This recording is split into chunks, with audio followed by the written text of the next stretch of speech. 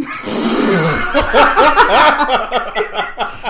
that the toilet flushing? That was perfect. Don't you stop it. You let that run. Oh, that was incredible. That couldn't have worked out better. There's no way that this picked that up, though. Still, though, it's too perfect. There is a demon inside of my dishwasher. Yeah. So I think it's safe to say that everybody at the table is a DC guy. Yes. Yeah. For the most part, yeah.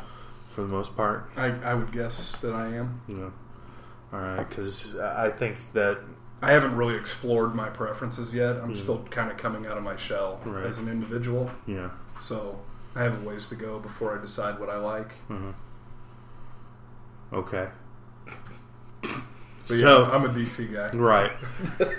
So I think that what we'll probably do for most of, if not all the podcasts tonight, is trash Marvel. And try and make friends with everyone on the internet. Yeah. Yes. Yeah. And because they love when you talk about how superior DC is to Marvel. And you can't have a podcast about Marvel without having a Stan Lee, cameo in it. Yeah, that's true. Is he here? Yeah. Is he the dishwasher? Yeah. I think he's the one who's flushing the toilet. Well, one thing's for sure. If we aren't already beloved throughout the annals of the internet, after tonight, we will be. Definitely. We definitely will be. Definitely. Roll the music.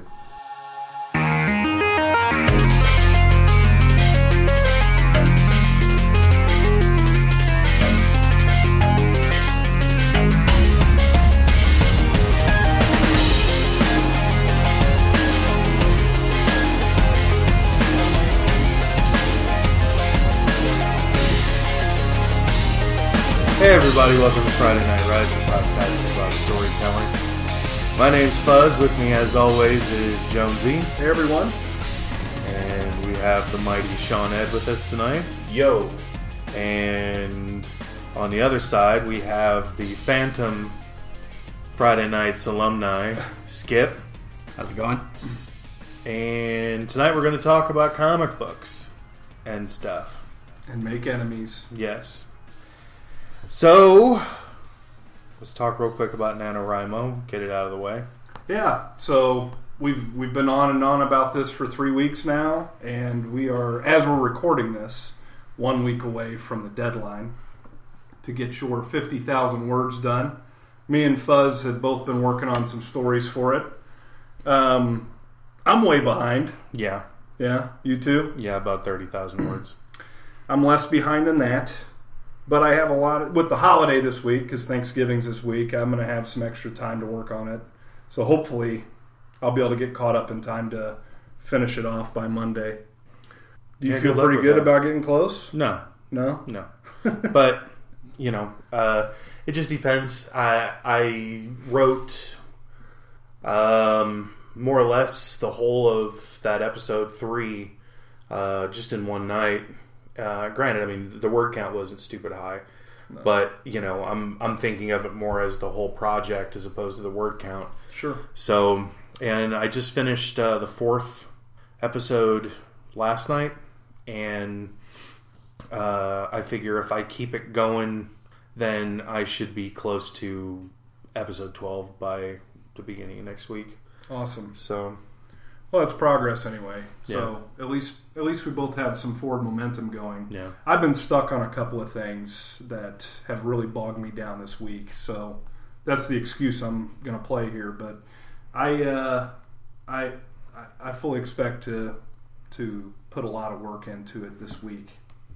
We are at FridayNightWrites.net. This is our podcast, the Friday Night Writes podcast. Thanks for listening to us.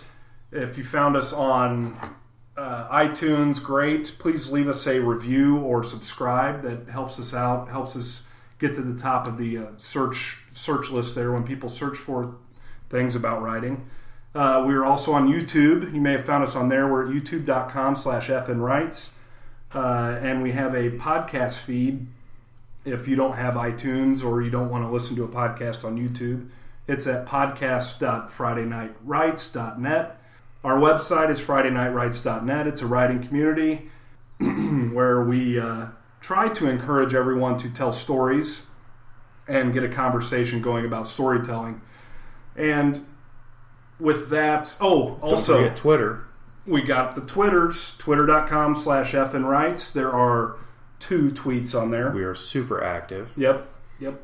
As active as anybody can be on the Twitters. And we're at facebook.com/FNWrites also. We're a little bit more active on Facebook. Yeah. For sure. But come give the site a visit. It's fridaynightwrites.net. Like I said, we'd like to get the conversation going about storytelling. If you have any feedback on any of these podcast episodes, you can catch all of our episodes there. There's a feed there, announcements there, everything like that. You can always leave comments on YouTube, and we try to be pretty active in answering those as well. So, tonight, comics. Dun, dun, dun. We're not going to talk bad about Marvel Comics. We're only going to talk good about Marvel Comics. And then a bunch of underhanded bad/good things about Marvel Comics. Yeah, probably. And how much I hate Wolverine. We were starting off good. Yes, we are. We're doing good. And thanks for listening to the entire run of Friday Night Writes, actually, because after this one, we may not have any listeners left. Yeah. So you guys ready to get into it? Yeah, let's do it. All right. The eras of comic books. Many people read them and stuff. What I've got here is Golden Age, Silver Age, Modern Age, and the Postmodern Age of comics. Jonesy, you were telling me about this Bronze and Iron Age. But for the most part, I'm going to ignore that. I think with good reason, because Bronze Age is stupid. Iron Age is even worse. So, let's get started. Golden Age. Golden Age began more or less with the release of Superman. Before that, you of course had the pulp magazines, which were your Doc Savage, the Shadow, the Spider, all those kinds of sort of gangbuster style characters that came and shot a lot of people up and beat up mobsters and all that. And Superman followed suit, I think, for a long time. Of course, after Superman, there was a sort of explosion of alternative characters that came around, Batman being the obvious. Then the Golden Age Flash, the Jay Garrick. You had the Alan Scott Green Lantern.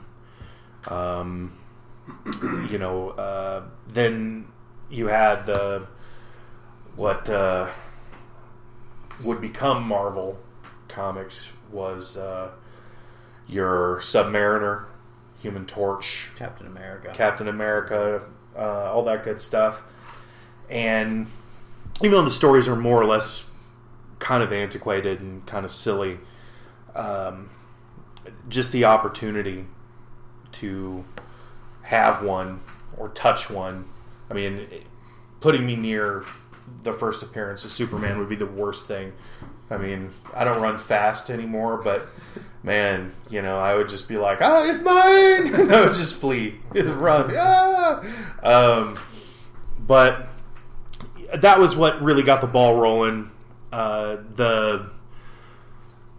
That was where you sort of had the genesis of the writer, storyteller, artist, where you would have a guy call you up on a Friday night and say, I want a book about another flying guy in a costume with a mask, and I need it by Monday morning.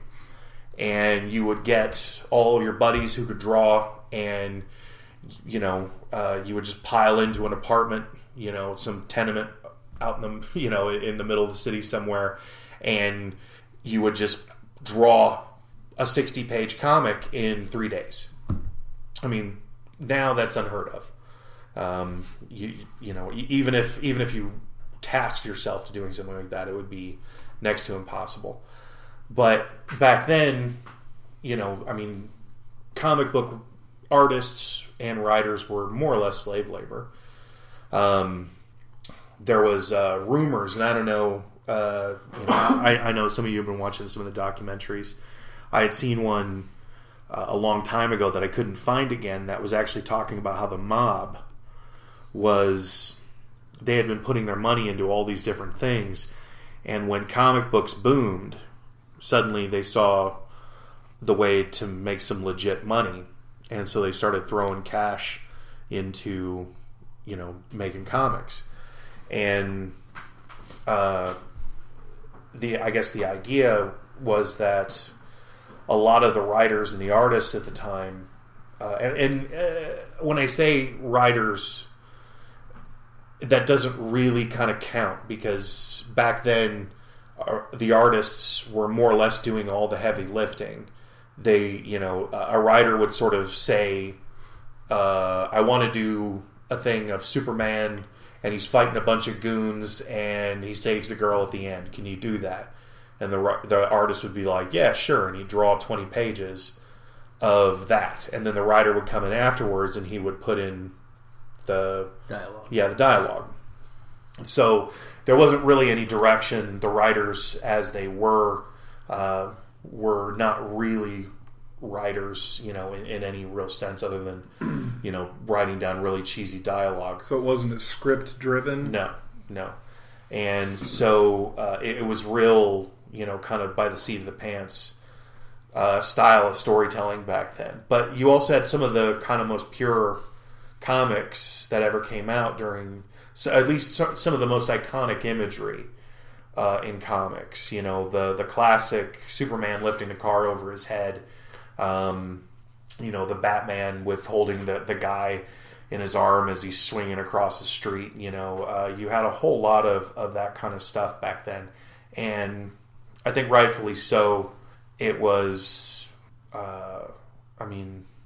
as far as the invention of the genre, it was more or less, I think, about as good as it could have conceivably been.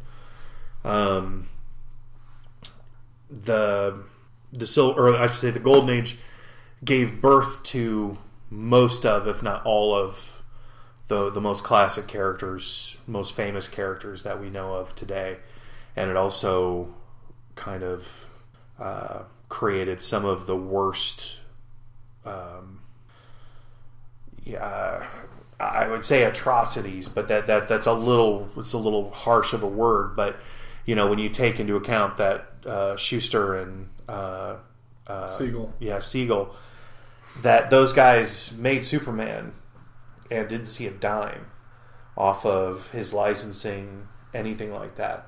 You're talking. If you go back and you count the money that Superman has made from now all the way back to the birth of that character, you got to be talking billions and billions and billions of dollars. Yeah, and I didn't know this until doing some of the research, but those guys didn't get even the created by credit until the first Donner film. Yeah.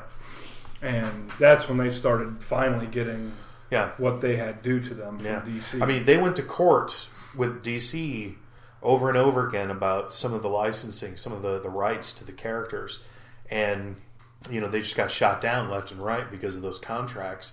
Mm-hmm. And of course you have the old Stan Lee Steve Ditko fight that, you're talking Steve Ditko created one of the most iconic Marvel characters of all time. Spider-Man is hands down their highest selling character.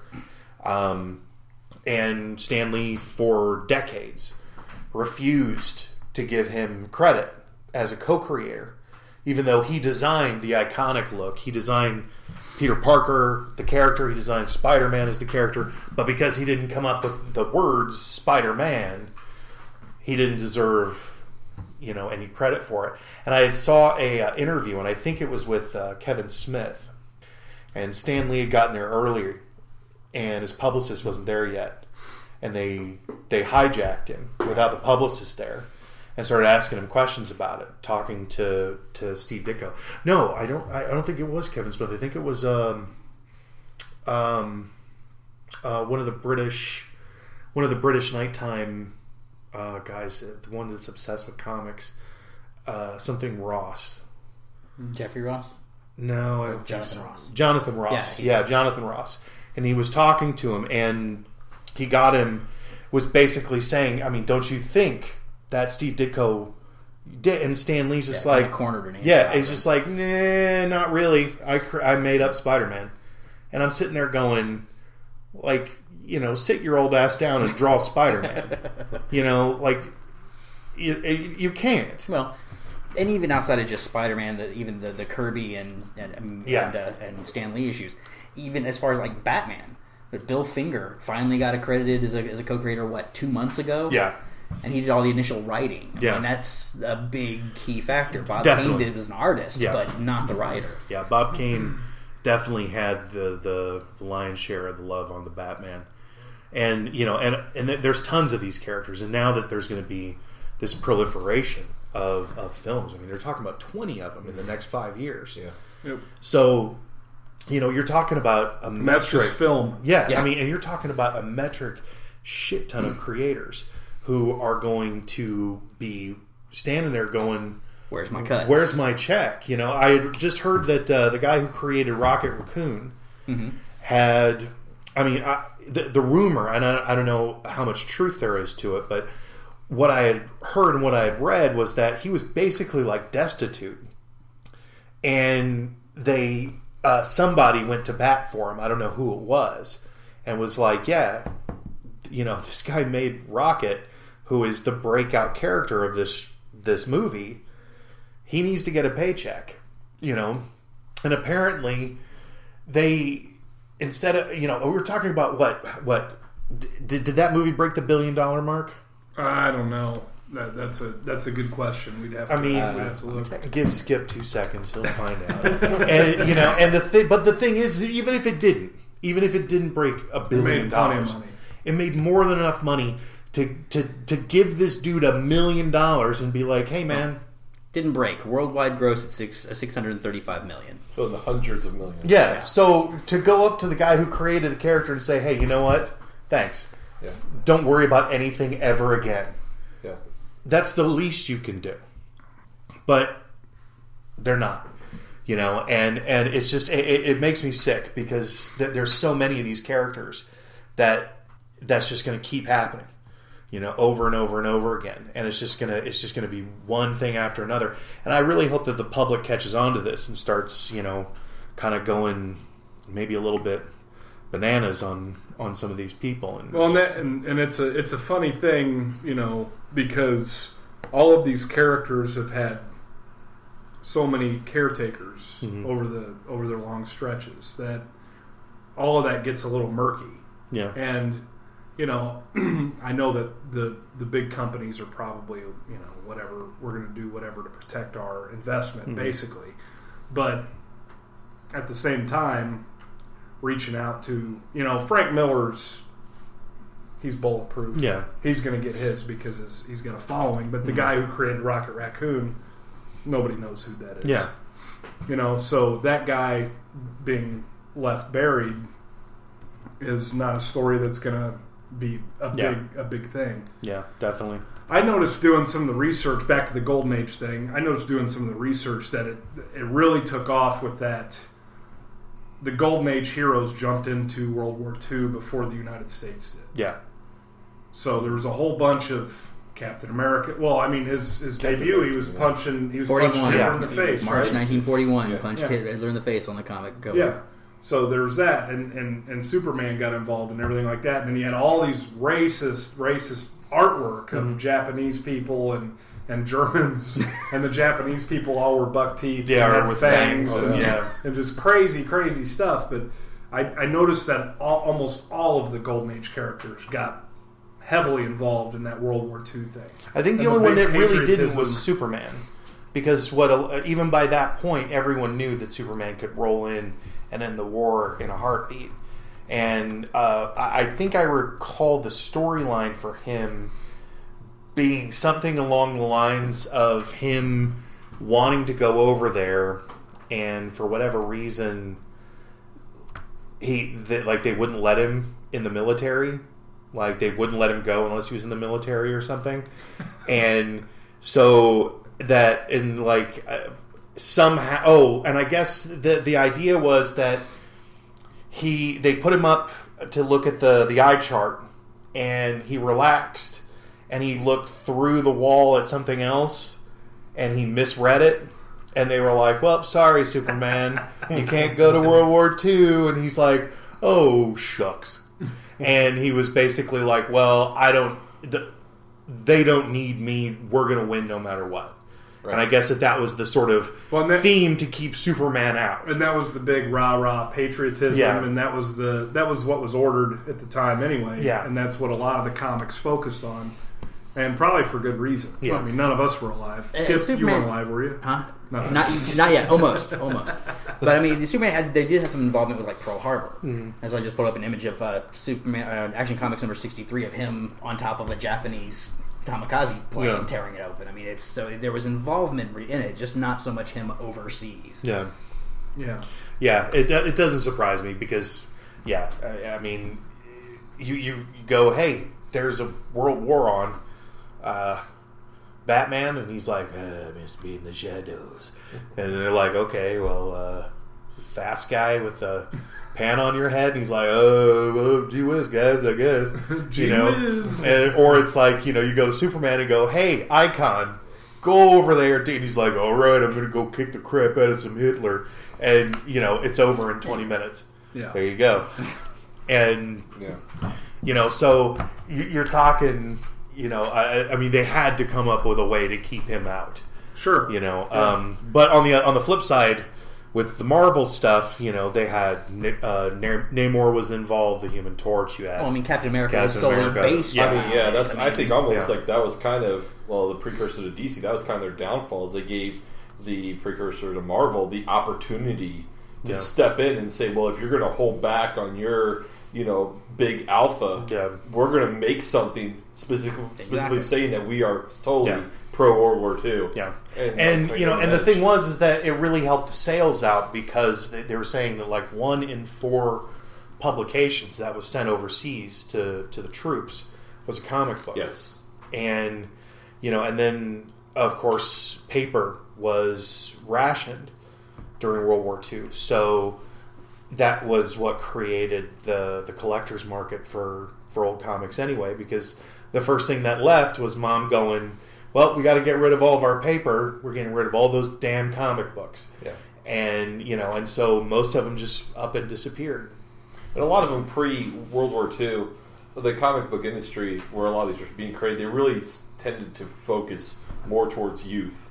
Yeah, and it still was even when they were sending the copies over, a lot of that, wasn't the superhero genre of comic books as we know it is now. Exactly. So there was a lot of Popeye. There was a lot of collections of the Wild West comic books. Right. There was the literature that was being converted to comic book form. There was, all kinds of things. It wasn't all just superheroes. And there were whole volumes of newspaper funnies. Yeah. As they were called, that were converted into a comic book, and they had already been published. Yeah. But now they were in book form, and a lot of that was sent over. Well, and as you saw, like especially like Superman being one of them, as you saw the popularity of these comic books being sent over to troops, and they're really turning around being pro-war. You started to see other means like the radio at the time, which was of course we have television now, but the radio was big during the 40s. You see the Superman show go on there, and that was, basically started to bring comic books into the mainstream. Mm-hmm. They still were considered a little bit kiddish. They come out with like Little Orphan Annie before or after. But you started to see like parents could sit down and listen to the stories of Superman fighting the bad guys with their children instead of it just being kids, buying them for a nickel, at the candy shop. That was what it was about before. Yeah, I'm sure at the time it was for generating that patriotism type of thing. And I don't even know if that was the idea, if that was even the mandate of these writers at the time. But, if you're writing in that era, you know what the villain is. You don't even need to create villains, right? Because real life ones are out there. Yeah. There's 2 of them in Europe and there's 1 of them in Asia. Yeah. And that's who can be your villains in your book. So it's almost easy for a writer to basically create propaganda, quote unquote, for lack of a better term, and they can just, here it is, and here's Captain America punching Hitler. Yeah, but I mean, this was also at a time though where that wasn't state mandated. No, sure, no, and that, like I said, these were people who just felt like that was the right thing to do, and and I think a lot of credit goes to it, even though it produced some of the most racist images that you could imagine. It was still, for the time, I don't really think you can call it racist because of the time. It's still racist, but yes, in the context of the context of where we are now. Correct. But at the time, to villainize the way that they did. When Japanese were being rounded up into internment camps. Yeah, I mean, obviously there was always that racism was there. It was, to draw it. Yeah, I mean, wasn't that big of a deal. Yeah, it was just part of the society. Turns out they didn't have fangs though. Yeah, I don't know. My ex did. Yeah. So I mean, and then of course World War II, the end of World War II, heralded the end of the Golden Age, which was basically soldiers coming home, and there wasn't a need for Captain America, and most of the superhero genre started dying off in favor of young romance, Western, the EQ horror boom, and then of course you had the what was the book called? The something of the Innocents. Oh crap! I can't believe I'm forgetting that book. It was the book that was anti-comic book, where they were basically like Batman and Robin, Seduction of the Innocents, and they were basically like Batman and Robin are homoerotic, and all this stuff. And there was also the time of a lot of legal hassle because once Superman was created, there was a flood of looky-likeys that came out shortly thereafter. The biggest and most was Captain Marvel. Well, he'd been involved with Fawcett Comics prior to that, though. Yeah, but the thing is that the legal battle really began where they were like, shut down, this character, right? And eventually they folded and said, okay, fine. And then what was interesting was that the creator of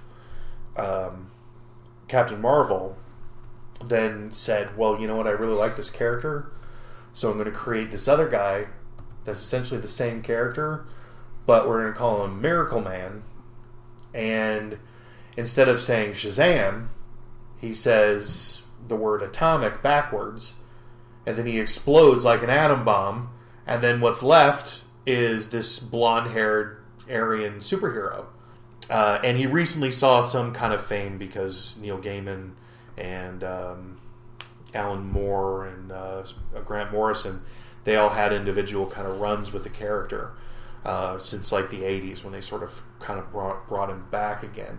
And of course he was completely psychedelic and bizarre at that time. But in the old comics, in order to get away from the Captain Marvel debacle, because he was basically like, yeah, I really like my character Shazam, but I gotta stop making him, so you know what, I'm just gonna make him blonde and skinny and and then just sell the comics again. And he did. He turned, and the rumor was that he made quite a mint on doing it that way. And then of course DC eventually purchased the rights for Captain Marvel, which was a smart addition to put the two, black-haired, demigods in the same universe was a smart thing. And then of course you had I can't remember his name, but he was the creator of the Blue Beetle, and I was watching a thing where they were talking to Jim Steranko, who was the father of some of the greatest artwork that's ever been in comic books. And he did the Spirit? No, that's Will Eisner. Oh, Eisner. Steranko did Nick Fury, Agent of Oh, S.H.I.E.L.D. yeah, you're right. Okay. With all the psychedelic stuff and all that kind of weird stuff.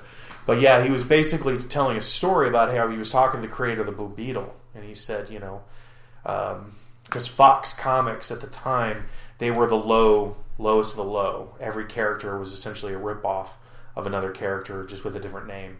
And he was talking to him, and he said, why Blue Beetle? And he said that the creator looked at him. And he said 2 words: Green Hornet. And it was just like, and it's like, wow, like that's how easy it was back then to go through. I mean, now we think of Blue Beetle. If you've read the Cookie issue, which was just classic and hysterical. I love talking about that issue. Yeah, it was so funny. And Blue Beetle and Booster Gold are the Abbott and Costello of comics. They're so great. Yeah. But to see that character's origin was such a ripoff, you're like, oh, that's kind of disappointing. I mean, it's weird. But, there were so many characters like that back in the old days. And, of course, Blue Beetle eventually got purchased by, I think it was Charleston Comics, before it got bought by DC. And, of course, that character kind of sat in limbo until the early 80s when Alan Moore came along and he took all of the old Charleston characters and sort of reinvented them and had DC buy them and was just like, okay, cool. Now here's the Watchmen. And everybody was like, holy God! So after that, we kind of dig into the Silver Age.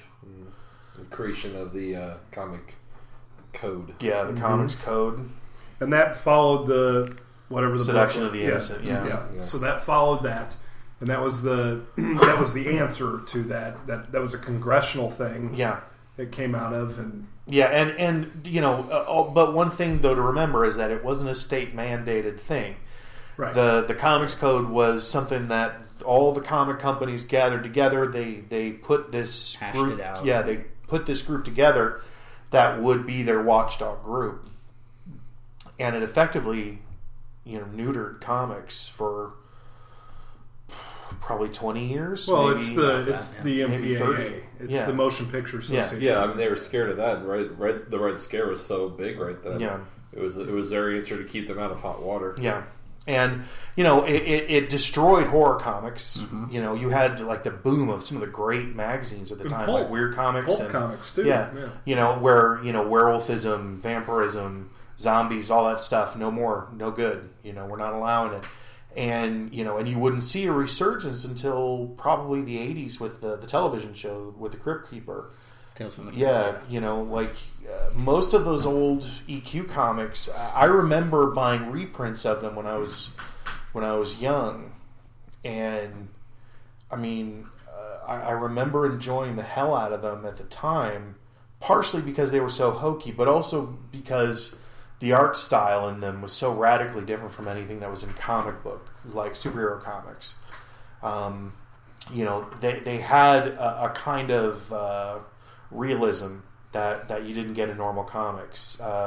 But the Silver Age stuff really brought to bear the idea of the science fiction element being predominant, because arguably it was the safest place to go with the Comics Code Authority. Well, and it was the Atomic Age. It was the rise of mutants. Yeah, it was the Atomic Age, and that's when your Green Lantern went from being magic to extraterrestrial and everything like that. So, and the original Green Lantern wasn't even the same one that was the Hal Jordan character. That was the science-based one. Well, Alan Scott was the original. That's what I meant. Magic, the magic-based one. And then that one, that's the Golden Age era version. And then with Silver Age is when we get introduced to Hal Jordan as a test pilot, and that's when the alien concept of the rings came about. And is that when the Fantastic Four came in also? Yeah. That same era? Yeah. And, one quick thing about the Green Lantern is that I think, arguably, but I think there has never been a character retconned more than the Green Lantern. Ever. Yeah. Ever. I mean, in the last few years alone, his character has been the core of Hal Jordan. Right. But also his expanded universe with, even including Alan Scott, with the sort of revamp, making him homosexual and all that stuff in the Earth 2 stuff. But also with the idea that they couldn't have the old Green Lantern still running around without him somehow connected to the Green Lantern core. And, so you had some of the best retconning that's ever been done in comics, and some of the worst at the same time. Yeah. But I think it was all worth it, at least up until the New 52, where they sort of just said, yeah, you know what? Even some of the New 52, which I'm sure we'll get into later, even some of that, though, what they've done with Green Lantern has been a decent... Yeah. They haven't completely, for lack of a better word, shit-canned the whole character. Yeah. Like they had planned to do repeatedly in the past. Yeah. I want to say, though, that during the time that the Comic Code Authority was... you're starting to see what we see as some of our modern iterations of the superhero genre come about from this time period of the Silver Age. At the same time, there was still this kind of underground movement of kind of what I would say almost like what was considered type pornographic comics, where you've got Tarzan, Vampirilla, all these other ones that are, they're going full out. What was the full name? Crumb. What? The full name of the artist, Crumb. Crumb. You know who I'm talking about. He did a lot of the 60s kind of counterculture comics. He was on Dave Letterman a lot. Stuff like that would later on become like... Robert Crumb. That would later on become, the basic format for stuff like heavy metal. Yeah. The Fritz the Cat, all those kind of things were coming from this kind of seedy underground that was below the Silver Age, that still had a lot of the readers. Yeah. It was a dedevelopmental factor for Ralph Bakshi, which is just moving into film. That all kind of originates. Yeah, Ralph Bakshi, I mean, his use of the rotoscope technology was insane. But I'm sure we'll get into that. But, with the Silver Age, there was a heavy undercurrent. But a lot of that was because it drifted through the 60s. Exactly. And into the 70s. So, you couldn't kind of not have these underbelly comics. There was always going to be a counterculture. Yes, absolutely.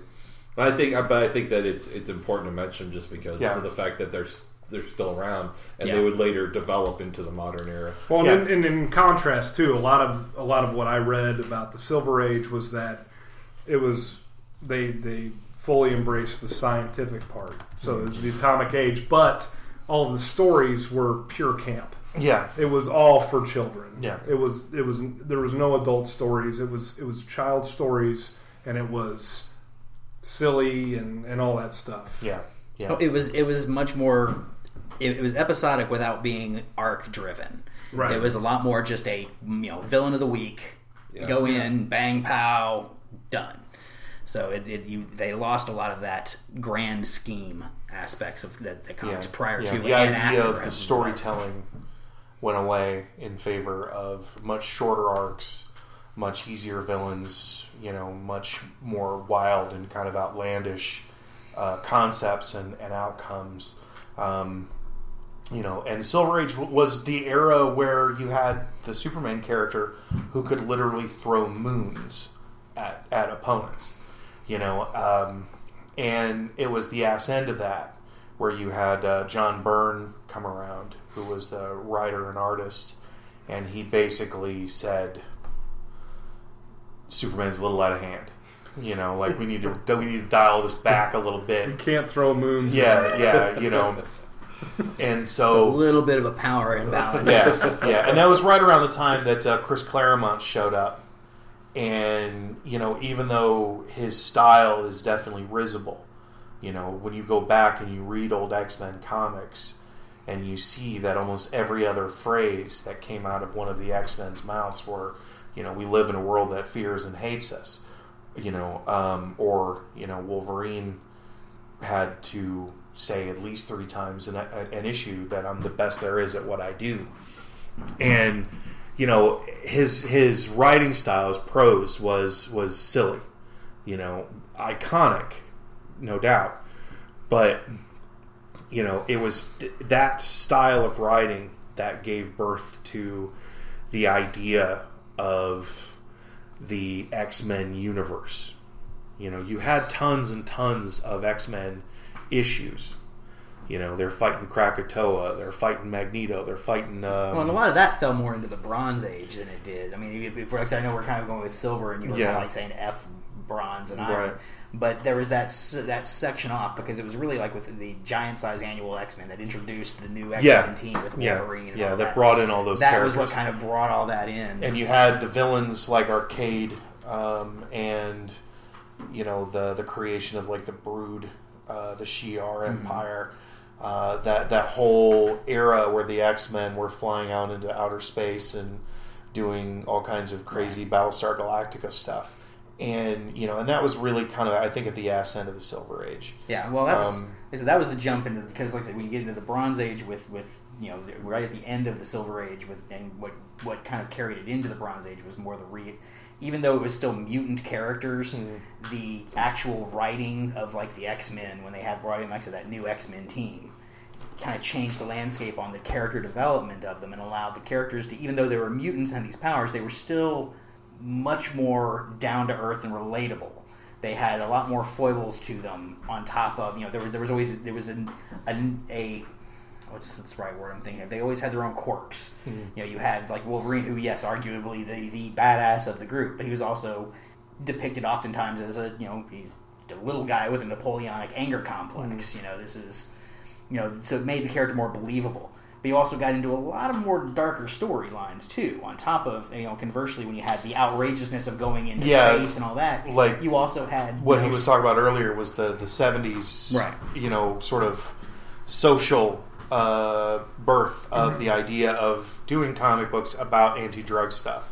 Which the Comics Code Authority was like, nope, you can't do it. They're like, no, for real, like we're doing this. Well, there's a story. There was it was a Spider-Man issue. And Stan Lee went to the publishers and he's like, hey, they rejected this and I want to do it anyway. Yeah. And they're like, yeah, go ahead and do it. And then that opened the floodgates because it was anti-drug. The issue was anti-drug. So it was a, kid all high on something. And you had Green Lantern, Green Arrow that came in later on with Speedy. Speedy and a heroin addict. And all that stuff. Well, but also that whole thing, and this is what where I read what the end of the Silver Age was, where Green Lantern jumped out of science and did all the team up stuff with Green Arrow, and he was completely racist. Yeah, and had no idea he was. Yeah, so he was basically the status quo, and Green Arrow came in and said, no. Yeah, you're doing all of this wrong. Yeah. Like, all of these people are people and all this stuff. It was the jump from the extraordinary and just the most outlandish storytelling of the Silver Age, once again going to that Bronze Age, where things started to become a lot more realistic. Even though they're outlandish characters, being superheroes and all this, they made the characters more relatable, because, during that time period with the idea of Hal Jordan being a racist and not knowing. A lot of people were at that point. Sure, exactly. Yeah. So it made the characters much more relatable, which is a part of, I think, the big boom that Marvel had over DC during that era. Mm-hmm. No doubt. Spider-Man was around that time, and the X-Men, was a complete mirror of society. Yeah. And one issue too that was always, DC was fictional. And its characterizations were fictional. Mm-hmm. These characters were so outrageous. It was fictional. The cities were fictional. Yeah. Marvel was based in the real world. Right. It was New York. It was Connecticut. It was these cities that you knew about, and these were not super the characters were mutants. These were just regular people who had transformed in some way. So it was the difference in those two aspects that I think was, like I said, made Marvel much more relatable. And Marvel was the first to jump on the blaxploitation bandwagon with Blade and Luke Cage, Black Panther. Yeah, Black Panther, all those kinds of characters. And, and they milked the hell out of it for all it was worth, as much as they could. And that was really the period that defined Marvel as a powerhouse, because from that point on, what Marvel did and still does to this day is they jump on every bandwagon and every fad that comes along. They don't care what it is.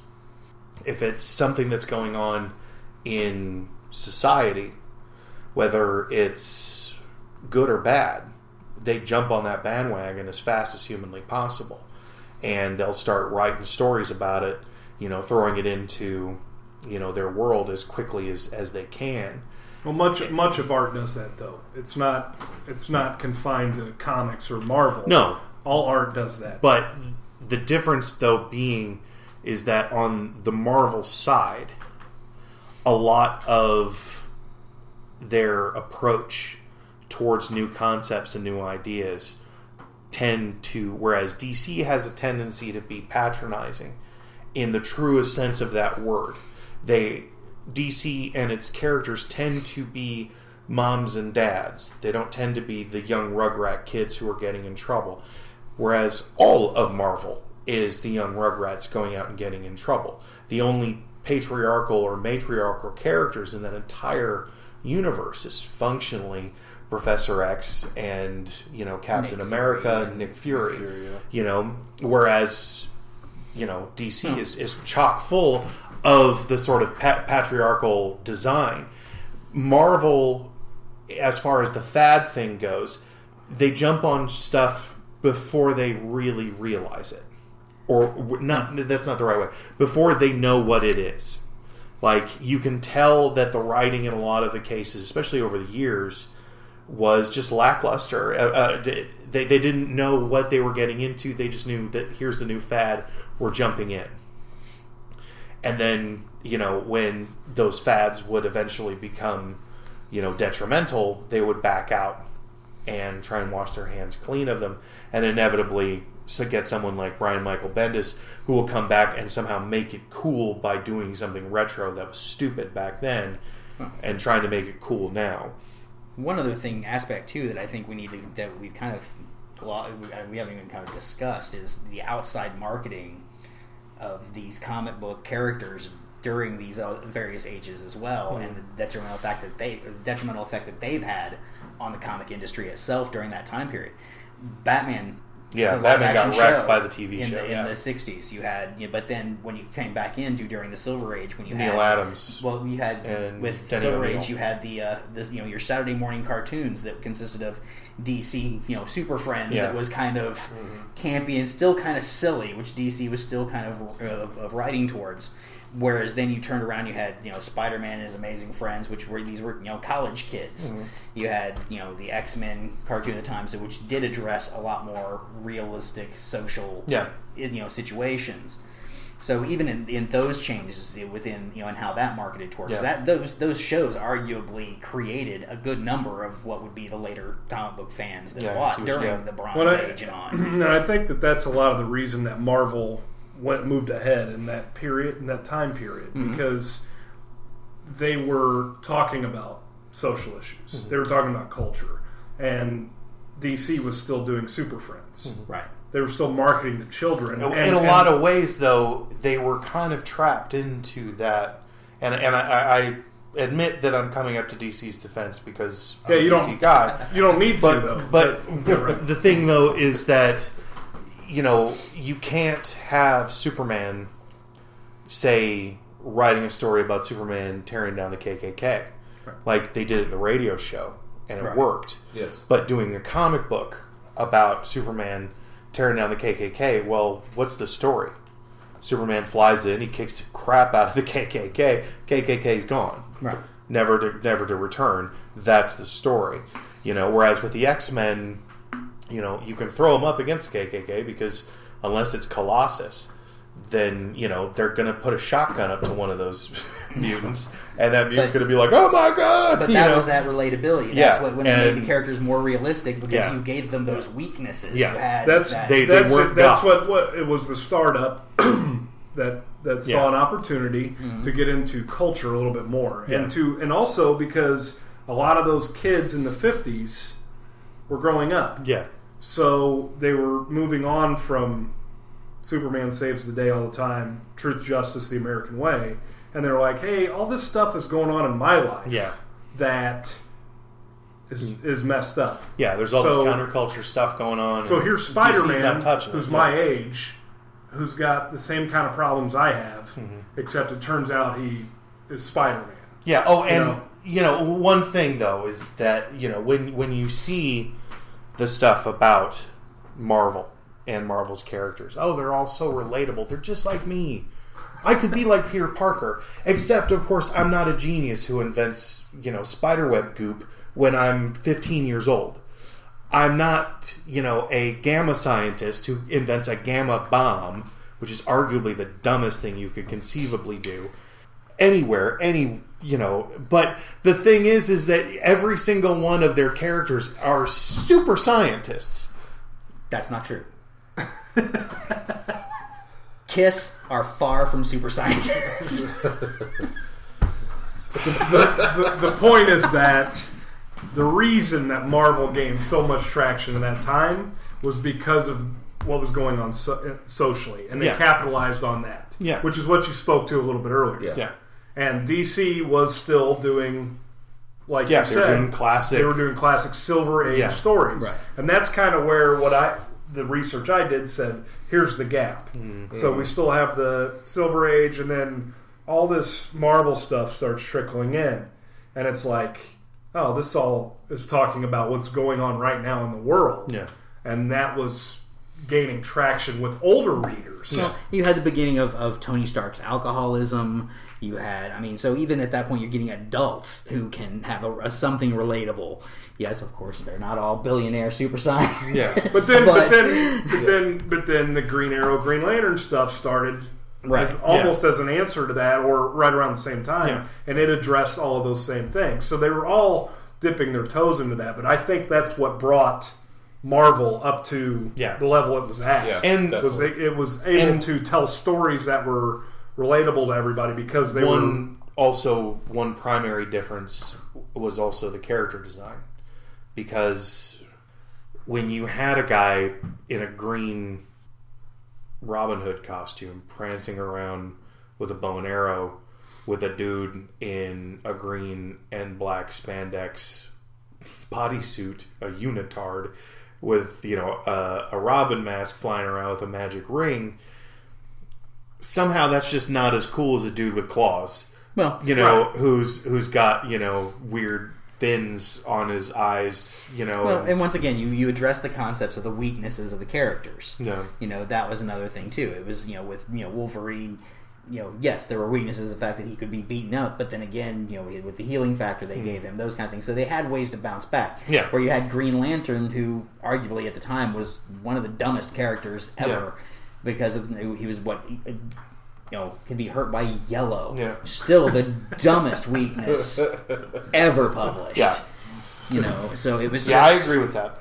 It's just that,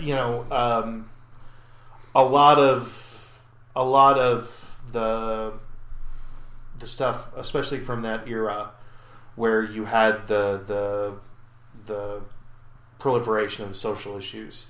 There's no doubt that Marvel crushed it way before DC ever did. By the time DC entered into that realm, really the only thing that they could kind of attack was these large-scale social issues that Marvel was having some degree of trouble getting traction on. Well, DC never understood at the time. They didn't understand the concept of everything with DC was very black and white. Because even when that conversion took place, it went from being super hokey kid stories, and then there was never a medium point where reality kind of hit.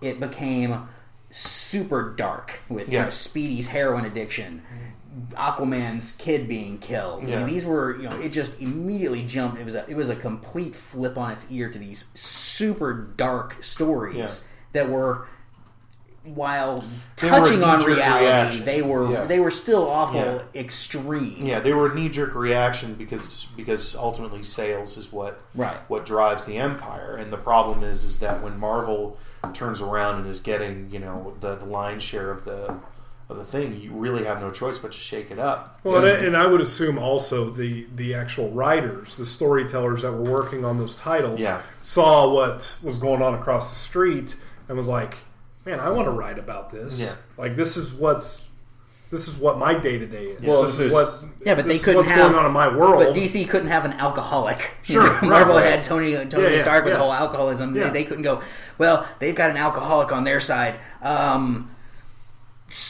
Junkie. Okay, let's make our kid a junkie. I mean, but also because of the iconic nature of DC, you couldn't do. Well, that's another thing. Imagine, turning Batman into an alcoholic. But that would seem awful realistic. You would if think anybody so. Was going to be. You would think so, but the thing is that the idea of Batman not being in complete and total control is anathema to the character. So the idea that alcohol could beat him, impossible. Same thing with Green Lantern. Well, he is willpower. It's willpower, yeah. And then to say, well, Superman, we're going to make him an alkie. Not so much. Unless you have him standing next to a 40-foot, or 40-story, tall, cask of whiskey, and he's just sitting beneath it going glug glug glug. That might be enough, but and well, no, and a lot of what they had that was into pop culture. So aside from the comics, like you guys mentioned, the TV shows, the radio shows, that was all DC stuff at the time. Yeah. So that was all marketed to kids. They could not breach. They couldn't go there yet because they had that going on. Yeah. No, but then you had the when you're dealing with the TV shows and those kind of things. When it converted over to things like X-Men, the X-Men cartoon addressed social prejudice on a regular basis. But that was a lot later, though, right? That was around the same time as the Bronze Age. It was toward the later end of the Bronze Age, I think, but it was still during that initial X-Men team that came about. I see. So modern.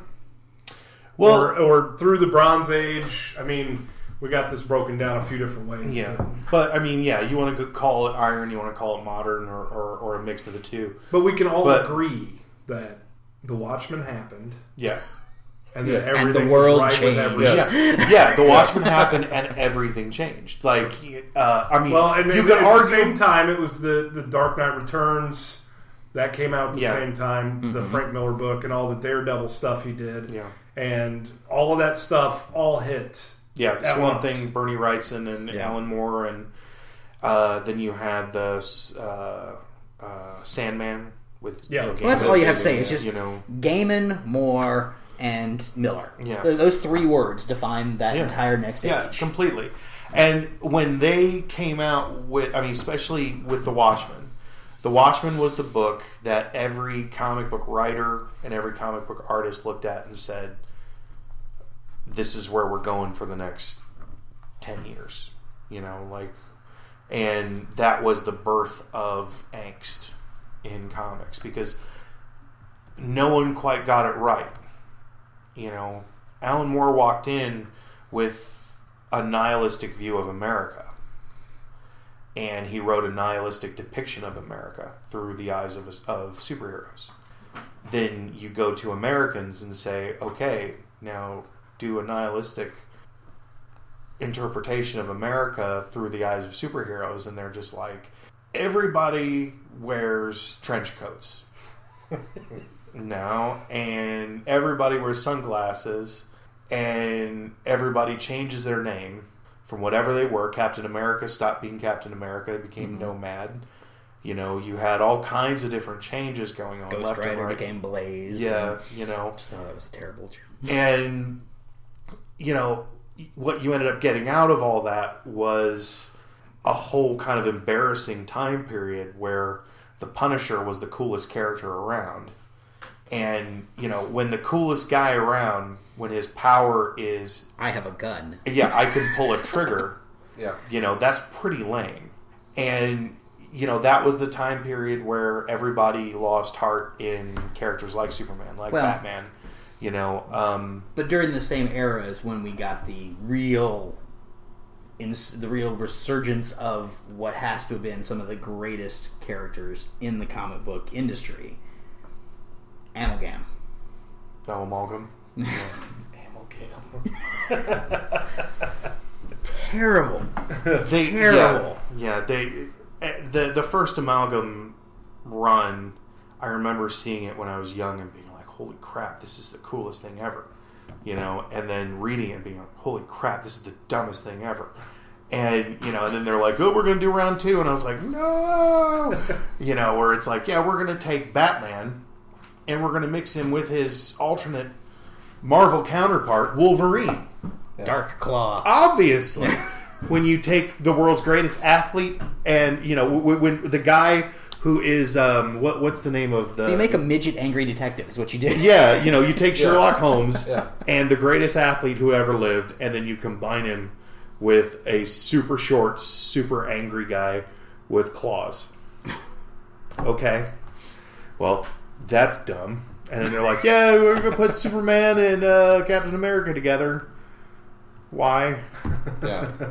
Superman's already Captain America plus 10. He doesn't need... But he had that really cool Superman shield. Yeah. That was, super awesome. And, and that whole time period just kind of... The JLX Unleashed. It was... That thing. That was a... those comics, I think, were a palate cleanser. Kind of what was necessary to go from understanding what the Watchmen was to trying to assimilate the Watchmen as a concept into the general continuum of all the different universes that were out at the time, and then eventually understanding the Watchmen and saying, we've been doing it wrong for the last 10 years, we're sorry. And then you had the sort of birth of the postmodern comics, where they started going back again. You started seeing old teams like the X-Men wearing their old-fashioned costumes again. You started seeing resurgences in characters that had been around for years and years and years. And, we're seeing these really cool redesigns like the Green Lantern, and then you had the birth of the Image comics, and specifically Wildstorm, Jim Lee's homage comics, and the creation of Planetary, which a lot of people will go to the Authority and say, well, they're the Justice League, but they're super violent, and they'll go and they'll kill, like, a Russian dictator. They'll just go and they'll smoke him. And it's like, yeah, that's definitely kind of in the postmodern era, but nothing touched the postmodern concept the way that Planetary did, where Planetary was basically like, we're going to do something that's never been done before. We're going to show you the history, the sort of lost and forgotten history of both Marvel and DC. But we're going to tell it through a sort of skewed lens because we're in the Wildstorm universe. So we can't show you DC and Marvel, but we're going to show you DC and Marvel. And then what they did was they went and they reinvented the wheel, or I should say Warren Ellis did. He reinvented the wheel just in the first episode alone, or the first issue, where the three characters of Planetary go to this base out in the middle of the desert, and they find this old scientist guy there, and they're like, hey, you know some stuff, you're going to tell us or we're going to kick the crap out of you. And he's like, all right, well, let me tell you a story. And he tells this story about this guy who saved like a friend of his right the moments before this crazy quantum bomb went off.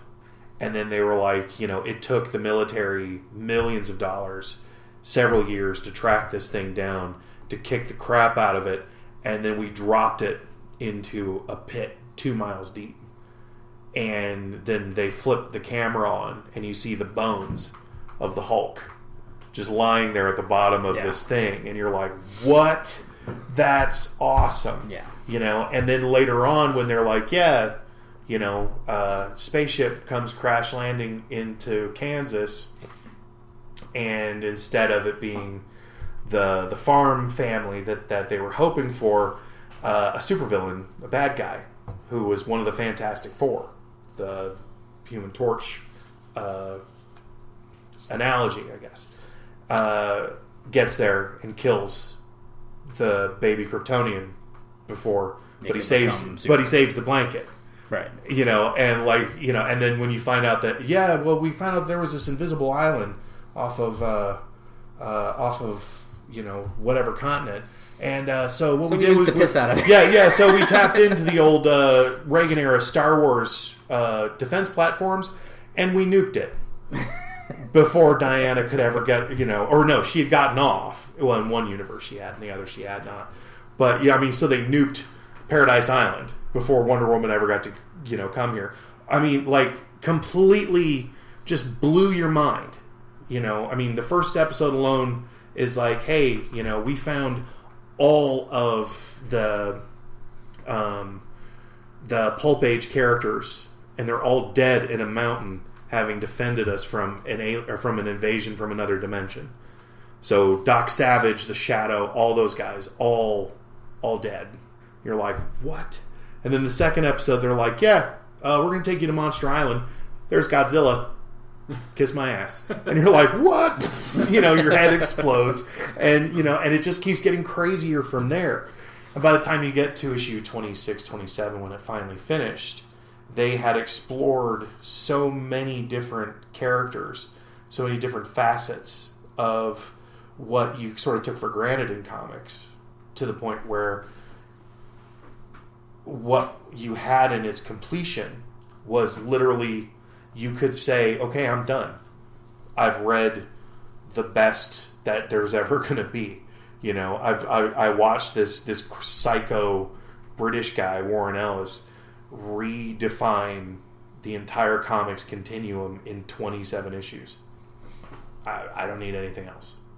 You know, I mean, like, and then of course after that you had the birth or the rebirth of the Green Lantern. Right. You had the rebirth of some of the new Superman stuff. You had the Blackest Night, the Rainbow of Rings that came out, you know, and all that stuff. That was mind-boggling. And then you had the flip side of Marvel, which was, we're going to destroy fan faith in our product just consistently over and over again.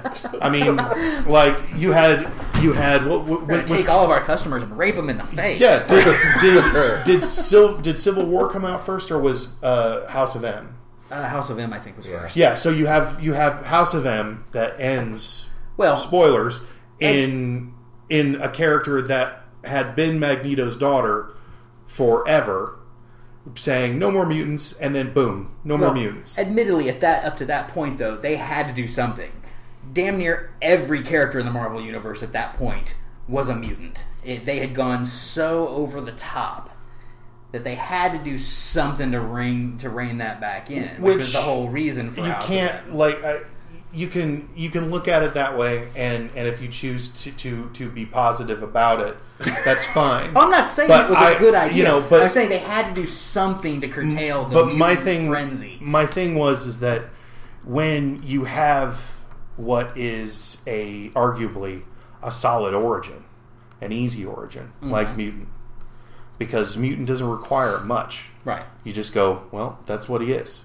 Fair enough. So technically, every Marvel character is a mutant. Yeah, in one way or another. Spider-Man is a mutation. Yeah. It's you know, Hulk is a mutation.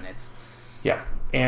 But the thing is that, you know, when you go through and you say, okay, no more mutants, and then you cut whatever your population of, arguably maybe thousands and thousands of mutants down to 183 or something like that to start with. I think I think it was something in like the high 100s. Yeah.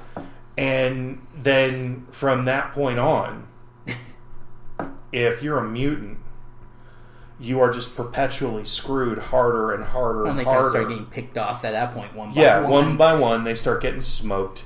And then, then they start resurrecting these psychotic religious zealots who want to kill them all because they're Satan or they're evil or whatever. Nothing new for the X-Men. But when you've reduced their numbers, then you find out, well, and they can't have kids anymore. Well, okay, well, damn. Well, you have kids, just no mutant children. Sure. And then you have this one mutant that pops up, who is a Jean Grey, sort of. Right. And she proves everyone wrong. And then they're like, okay, now what else can we do to make the X-Men the worst possible thing to be in the history of ever? Like, what more can we do to make it suck to be a mutant in this universe? Because I don't think we've done enough. We've made it so the government has... The government has gone through and rounded you up and put you into a pen, and now you've got gigantic robots that follow you around everywhere you go that will kill you if you get sassy. Then you have some psycho who says, no more mutants, and now suddenly there's no more mutants. And Even though technically she was one. Really. Yeah, which makes no sense. I mean, first of all, just the idea that character goes from being arguably one of the dumbest mutants ever, whose power is to be able to go, aha, I've hexed you. What the hell does that mean? I'm hexed. Oh no. And then all of a sudden she can just go, I'm changing reality. And then she does. And then you find out later that she created her own children, that her children weren't real. She had sort of manifested them because of her own psychosis. And you're like, what? And then you find out even later that she's not even Magneto's kid. And you're like, what? This is the design from day one. Like, just there. I'm going off on a tangent. In futility, I'm gonna try to jack this thing back on the rails real quick. Yeah. So please do. All these things that you're upset about, were they part of the postmodern era that we were talking about? Or yes, this is supposed to be a quick rundown of the eras, right? Yeah, yeah. It's too late for that. Yeah. So, but I mean, you also got some other really great things during the modern and postmodern era that are coming out. Of course, you got the birth of, we'll talk about later about Image. Images, you start to see the beginnings of those with Spawn, talking about Spawn. Mm-hmm. The big fin-headed guy, Savage Dragon, and then of course you see Hellboy, Spawn, McFarlane, anything. But then you start seeing other really. This is also when the modern era or the Iron Age or whatever is also when the collector thing happened, which a lot of the historians that I read or that I watched on documentaries said almost killed the industry.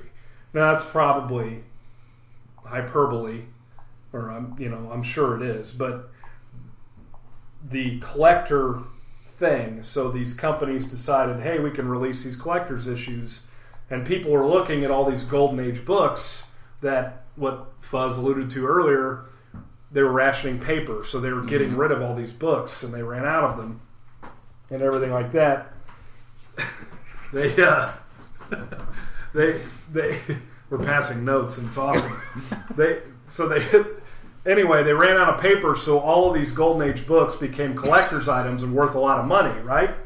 Well, they wanted to capitalize on that, and in the Iron Age they did, or they tried to, and that's when they said, it almost crippled the industry because of the collector thing. Yeah, well, and what you had was the advent of these chrome foil covers, and gimmick issues, with the bag, and the poly. But they said on the issue was going to be a collector's issue, right? Right. They printed so many of them, obviously it wasn't. Yeah. So, yeah.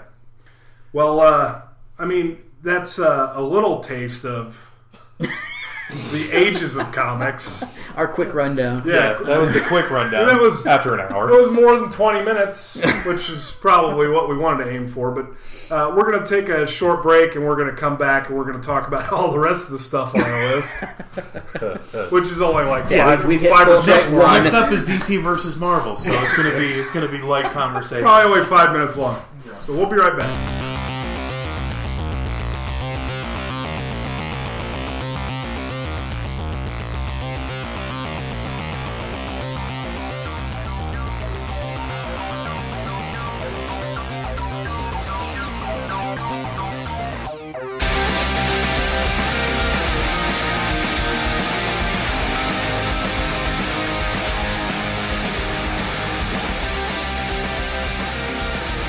Hi, we're back.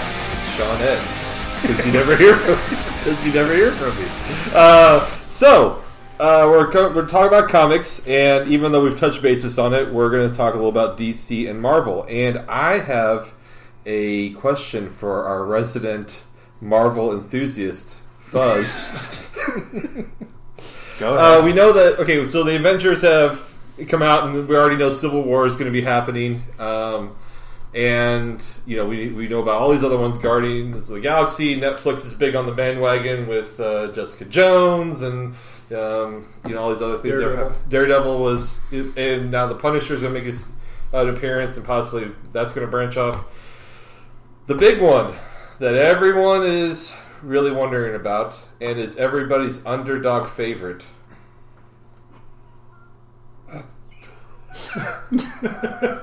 All right. Deadpool. Mm-hmm. What do you think about that guy? The merc with the mouth. The trailers and all that stuff. It looks like it's going to be fun. I'm marginally hyped to see it. Partially because Colossus is a character in it. But I've never been much of a Deadpool fan, even when I read Marvel stuff. What do you think everyone's attraction to Deadpool is? Because I believe that he is kind of a way for Marvel fans to make fun of their own culture. Because in essence, that's really kind of what he does constantly. Well, that's that. Okay, I'm going to say because I've read the last, several years worth of it of Deadpool. It's been one of the Marvel staples that I've actually grown to like. I think they're doing it a disservice by now he's everywhere. They're giving him the Wolverine treatment, so that there's constant Deadpool.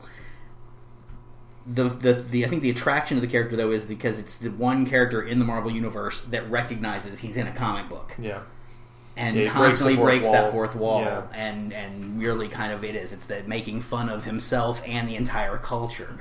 I think that's the appeal to it. I think it's movie wise, I'm kind of with Phil on this. I'm actually much more jazzed for it than I think Phil is, but I like the fact that this will be the first R-rated comic movie.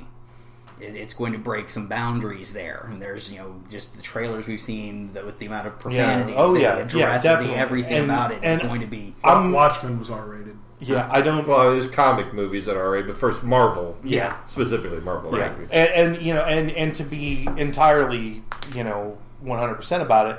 Technically, it's not a Marvel movie. It's still Fox or Sony or one of them. No, Fox. Yeah, it's not under the stable, the Disney. Yeah, it's not going to make an appearance in the Avengers or anything. Yeah, and because of that, there is some hope. I think because when you take anything that Marvel has away from Disney, then what you get are people who are saying, you know what, we're going to make a movie that's not for 5-year-old kids. And in the case of Deadpool, it looks like they pulled that off. And I think it's going to be cool. Is it going to be a game changer? No. Is it going to be as huge as, say Guardians or any of the Avengers? No way in hell. But it will find a market, and afterwards it's guaranteed to hit that cult sort of fandom where you're going to have people who are like, in 20 years are like, yeah, you remember the Avengers? Yeah, it was stupid. Oh, you remember Deadpool? Yeah, that was awesome.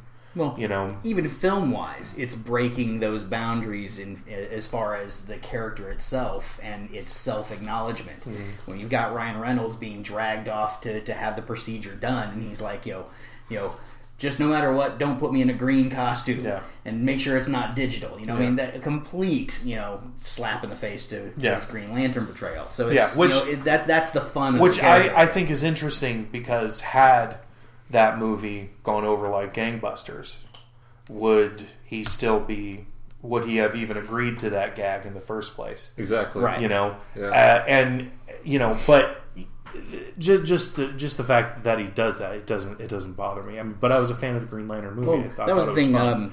Justin and I were talking earlier about that film. As a matter of fact, it was the fact that and the delineation that when it comes to film, there are the two camps of people who are going to be, who are going to have something to say, and that's with Green Lantern, that was the thing. It was you had the group that was the canon people. Mm-hmm. They're going to bitch about something. Yeah. You've got the people who are just the movie fans. Yeah. They're going to bitch about something without knowing the whole thing. Because one of the few people on the planet, I think, who actually really liked the Green Lantern movie and thought that it did fall to canon. It had Hector Hammond as the initial villain. It had just like the comic book. It hit a lot of it touched on the multiple colored cores. Yeah.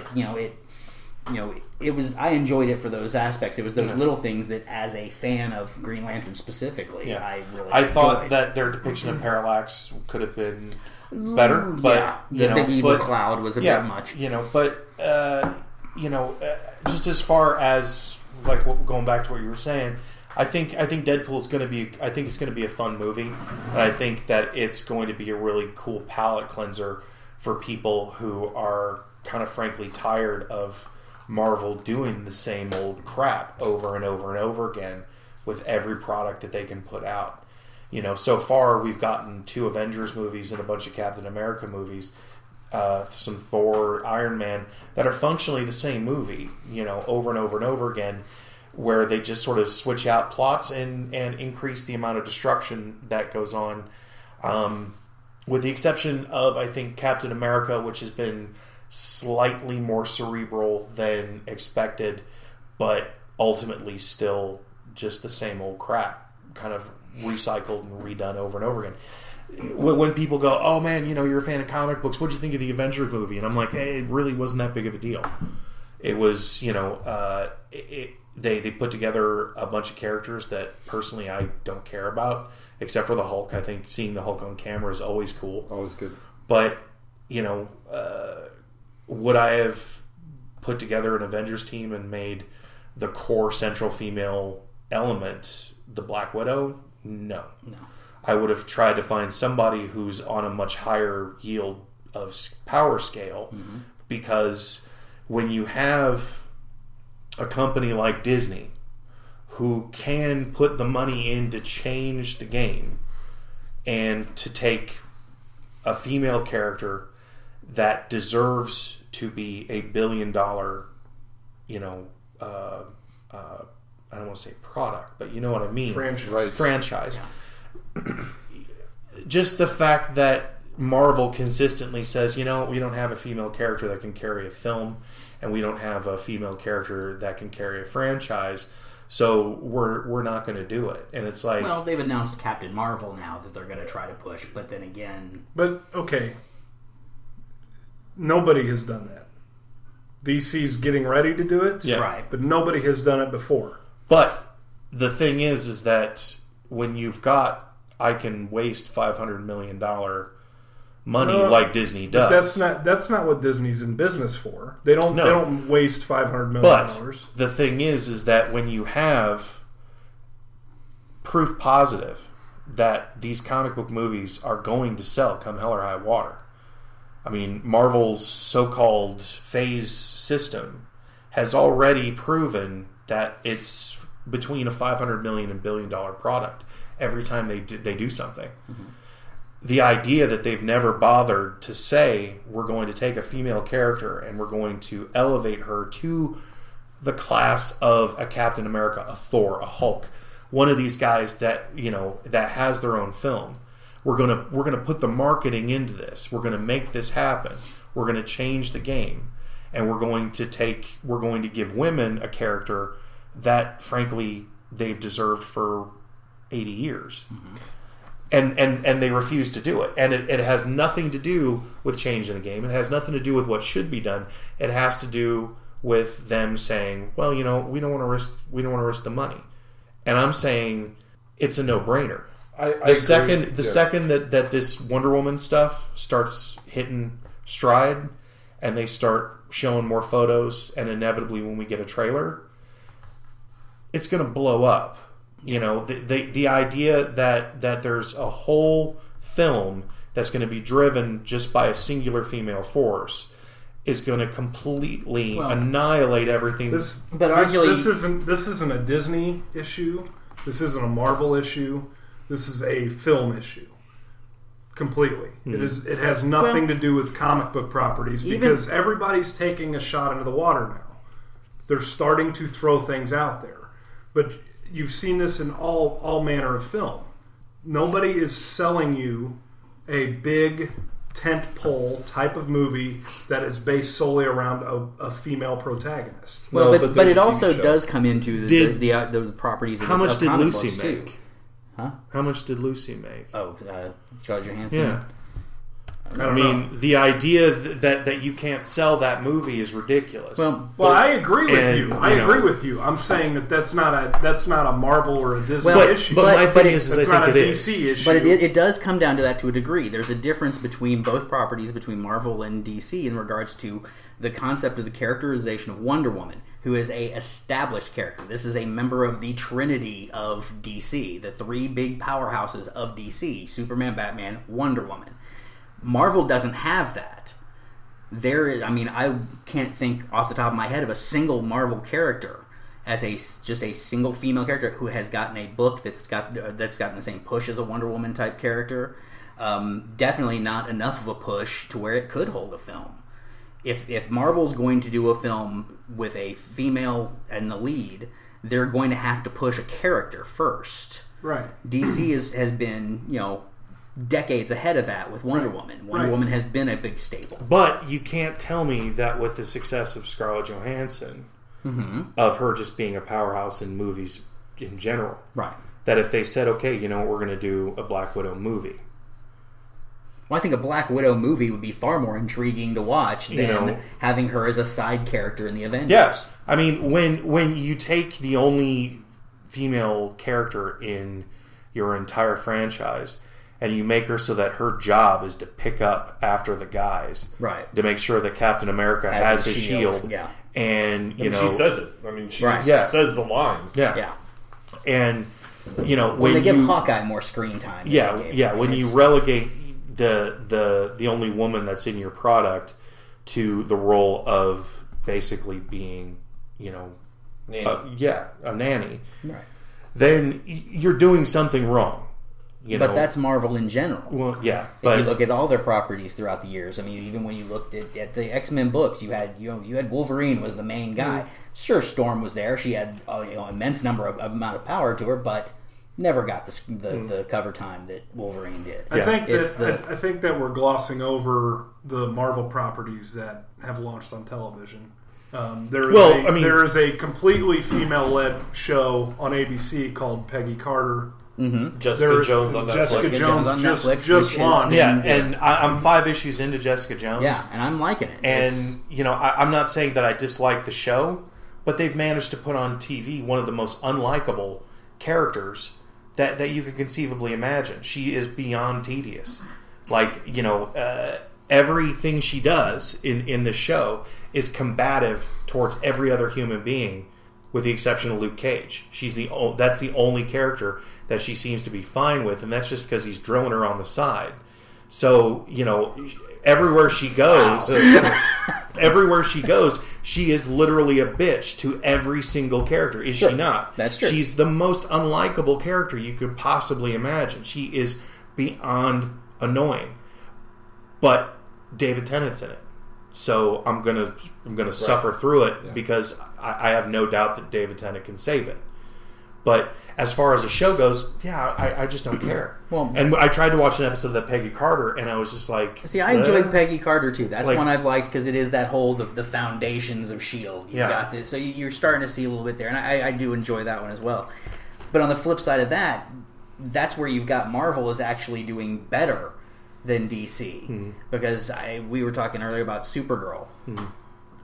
I know you're not a fan of it. I really enjoy it though. I found it's the Devil Wears Prada with a cape. Yeah. It's just I don't like the idea of taking what could be a very strong female character and could be very empowering. I think turning her into a romantic comedy. That doesn't mean that she can't be, and there's nothing wrong with it being in a true. Romantic comedy. And time may tell. It may prove to go that route. I think the main point here is aside from your opinion of Jessica Jones, is that they're casting that stone.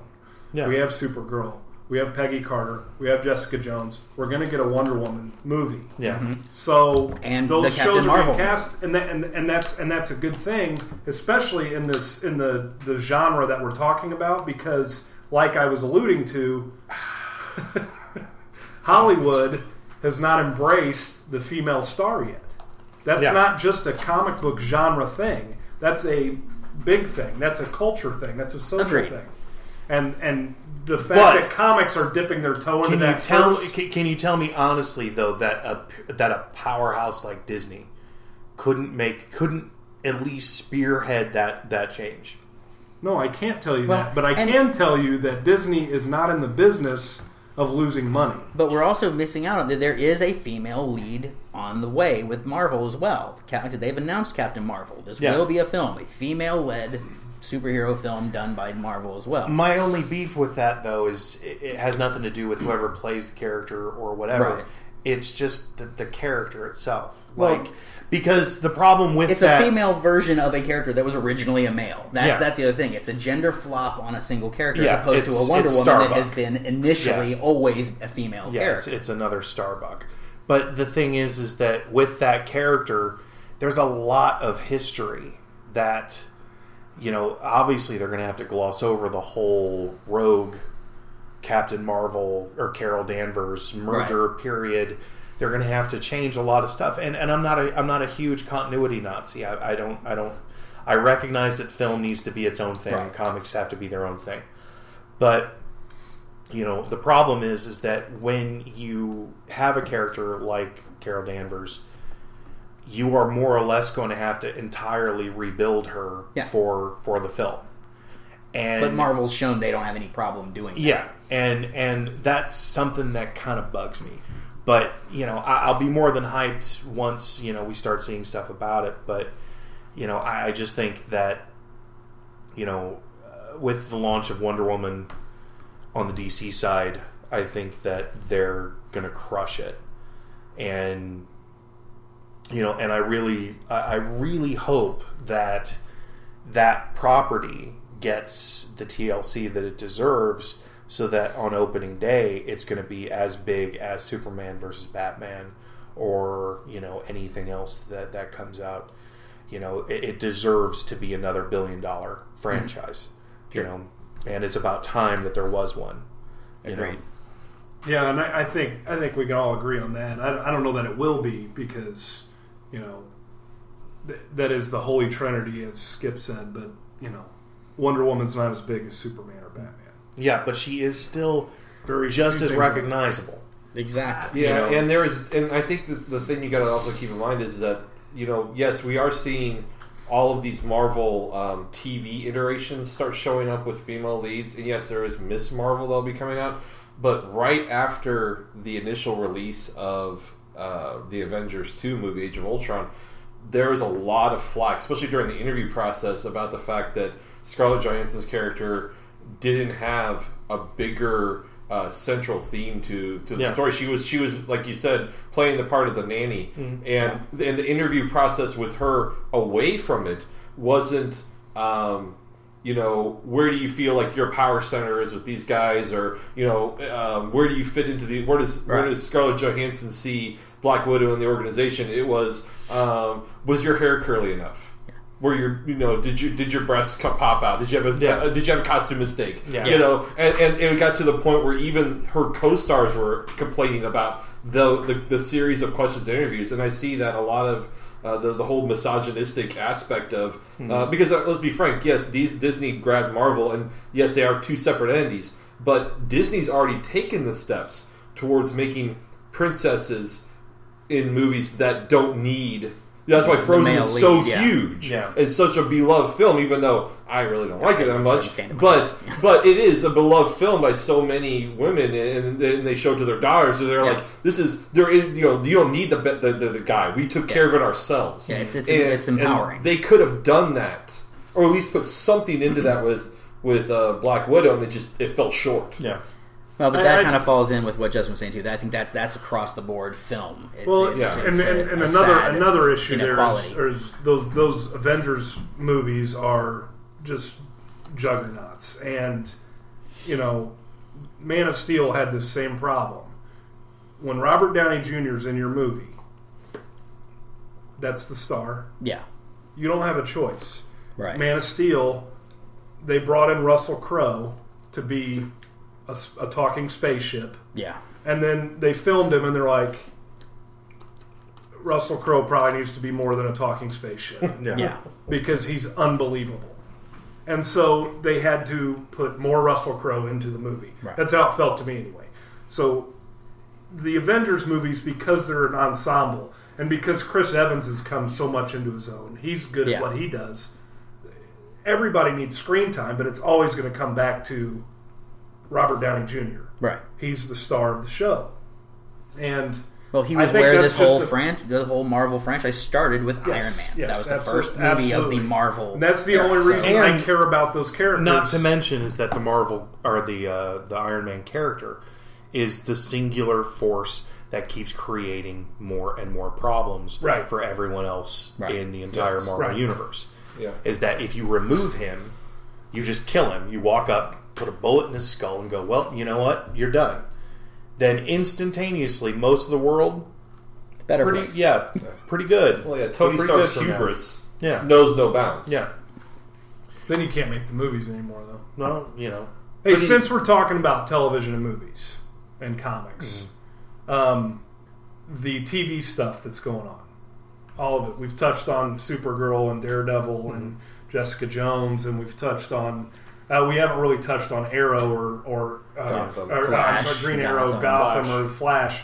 But I think that for as long as television and comic books have been together on the same planet, comic books and those properties television has missed the boat by not grabbing all of the comic book properties they could. Yeah.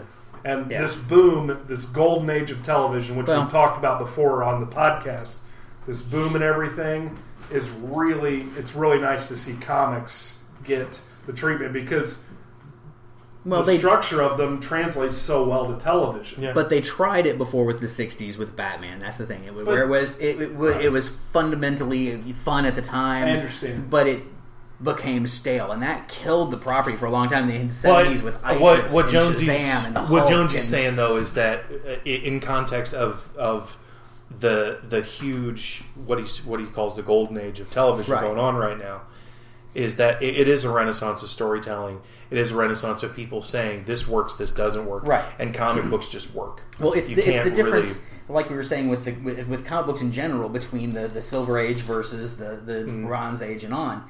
It's that same concept. There was the Silver Age during that point where it was, comic books were every issue it's another villain. Ends the issue ends. It's the conflict is resolved. Yeah. There's no bigger arc, and that's the way during the 60s and the 70s you had, like I said, the Incredible Hulk. You had a lot of shows: Spider-Man live action, Shazam, ISIS, Wonder Woman, Batman. But those shows were modeled the same way. At the end of the episode, it was resolved. Everything was fine. They all laughed and freeze frame. Yeah, start over. But now with the change in the way comics are written, have become much more translatable to television to be able to do. And that's where I know we'd had discussions before about with the advent of Netflix and these kind of things and Hulu and these streaming services where Netflix releasing with the new Marvel stuff and just releasing, here's an entire season, here's 13 episodes, it's all done. You can binge watch it if you want, if you can watch an individual one, but it comes out like reading a comic book. You spend an hour reading a comic book, and then you put it down, and the next week you buy the new issue, you spend an hour reading it, but it's still a continuation. And that's the way these shows are being treated now, and that's where that link, I don't think, could have been done any earlier than it is now. The Monster of the Week thing, the Silver Age model, right?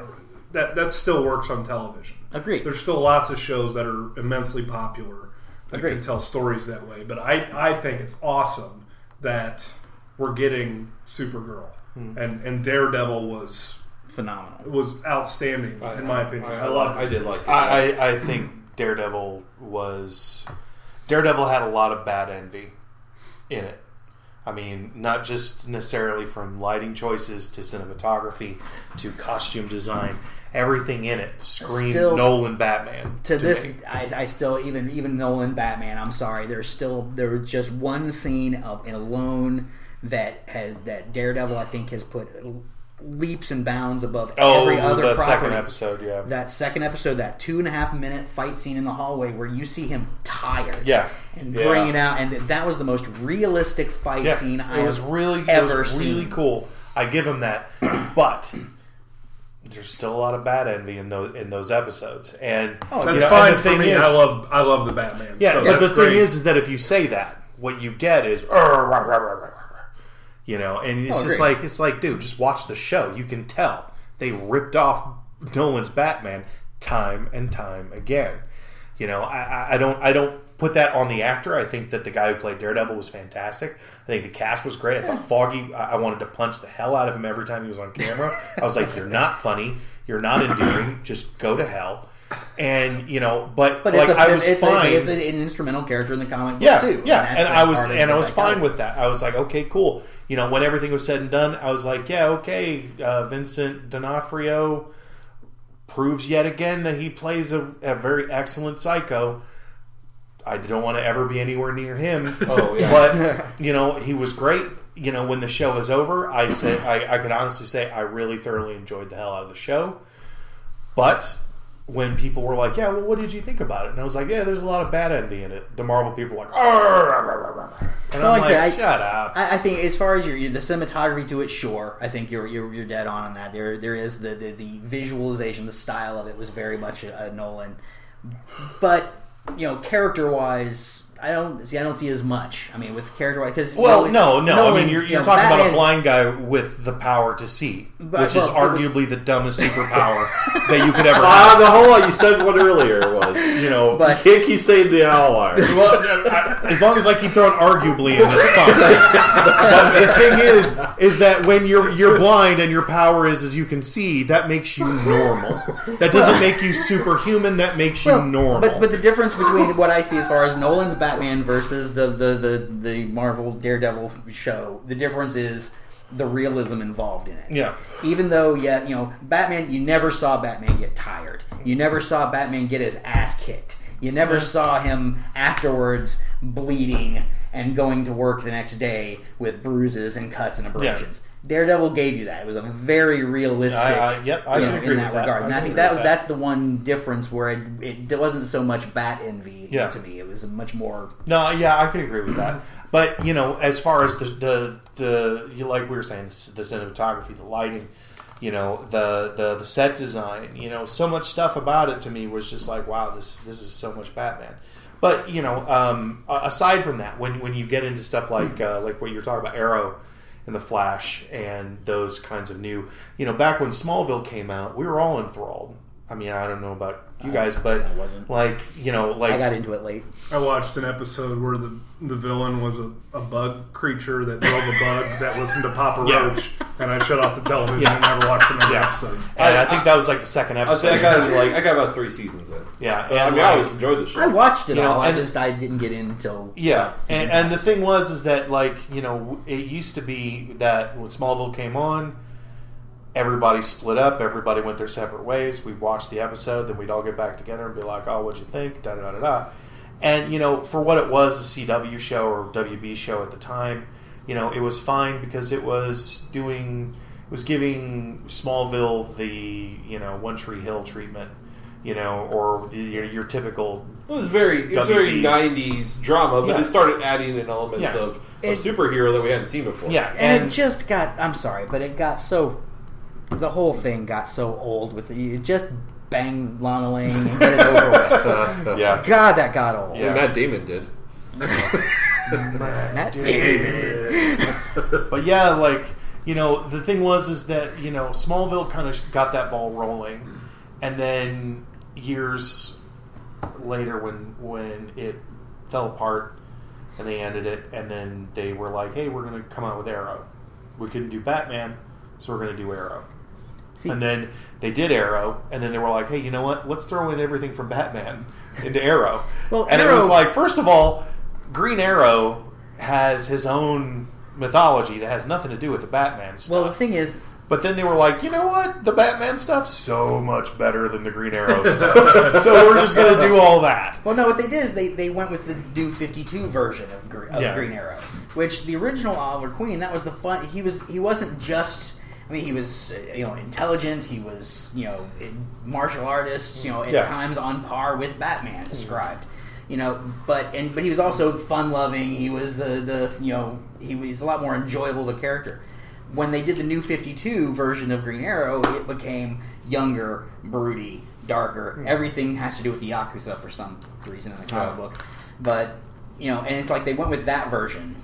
And it was for the first season. It was just so broody and kind of painful to watch. Yeah, Mel and I tried to get into it because we had some friends that were big into it, and they're caught up. I mean, I have a really hard time watching this Green Arrow and thinking this is a Green Arrow that I really, really enjoy because I like the snarky. Right. I want the quick little wits. To come out during a fight. Yeah. That's who I want to see. Yeah. Now, admittedly, the newest season has become a little lighter.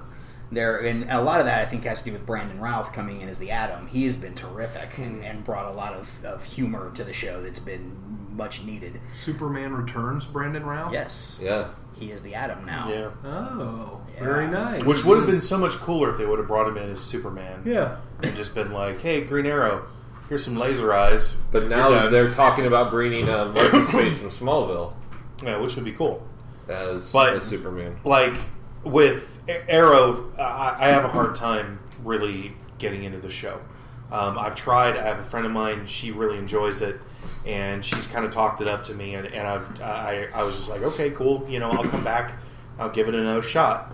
And I just for me it was a lot like this show called Farscape, which was a great show. But if you go back and you try and watch the first season, it's painful. Yeah. It's painful to get through that first season because they just didn't find their stride.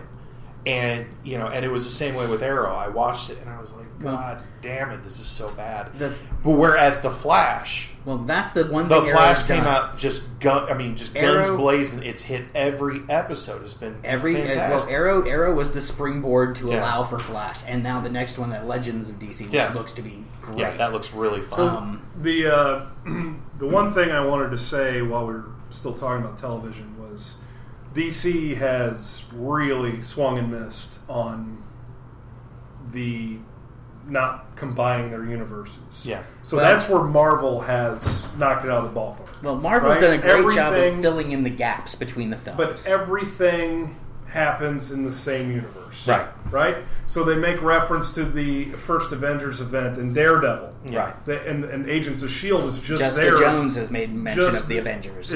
Agents of S.H.I.E.L.D. is just there to fill in the gaps between films. Right.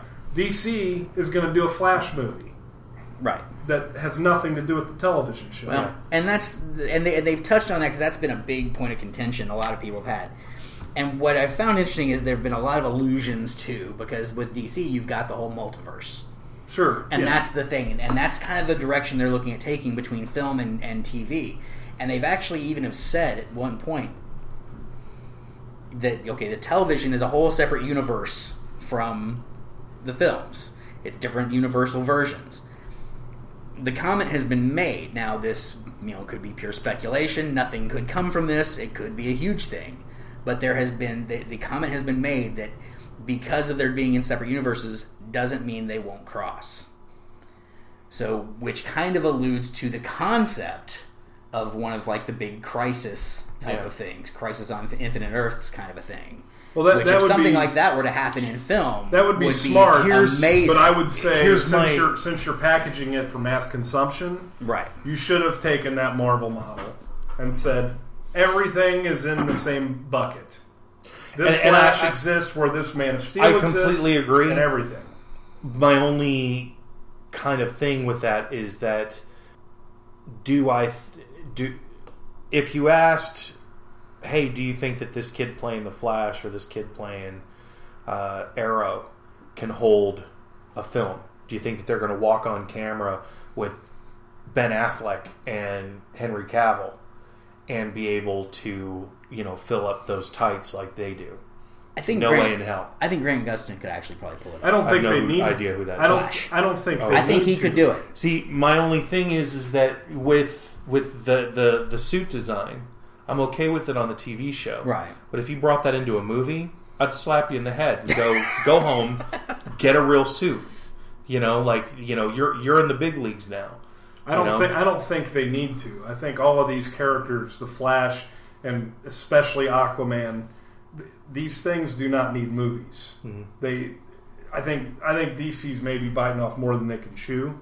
I don't know for sure. I'll probably be wrong, but I think if they just make movies around their core three, Superman, Batman, Wonder Woman, those are your movies. Then you have a JLA movie. Here's everybody else. Well, that's Here's what all Marvel the people did. that have been on television. That's exactly what Marvel did. You had, Iron Man, Captain America, Thor, and then you had the Avengers crossover film. Right. Now it's starting to branch a little more, and Yeah. you're going to get the Black Panther movie, and people keep buying the tickets, and they'll keep making them. I think comics into television and into movies has been it's been wildly successful. Any of our opinions notwithstanding. Yeah. So it's done good. The storytelling's done well on those mediums, and I haven't watched any of them that I haven't enjoyed, honestly. Yeah, like I said, every time a superhero show comes out, I want to give it, a shot just to try to see, if it's for me, and there's a lot of times that. There are shows like the Agents of S.H.I.E.L.D. and like the Peggy Johnson or whatever the hell her name is. Peggy Carter. Miss Peggy and Piggy. I mean, what? Like when these shows come out, I'll give them a shot, and and I freely admit that occasionally there's just like Arrow, it's just not for me.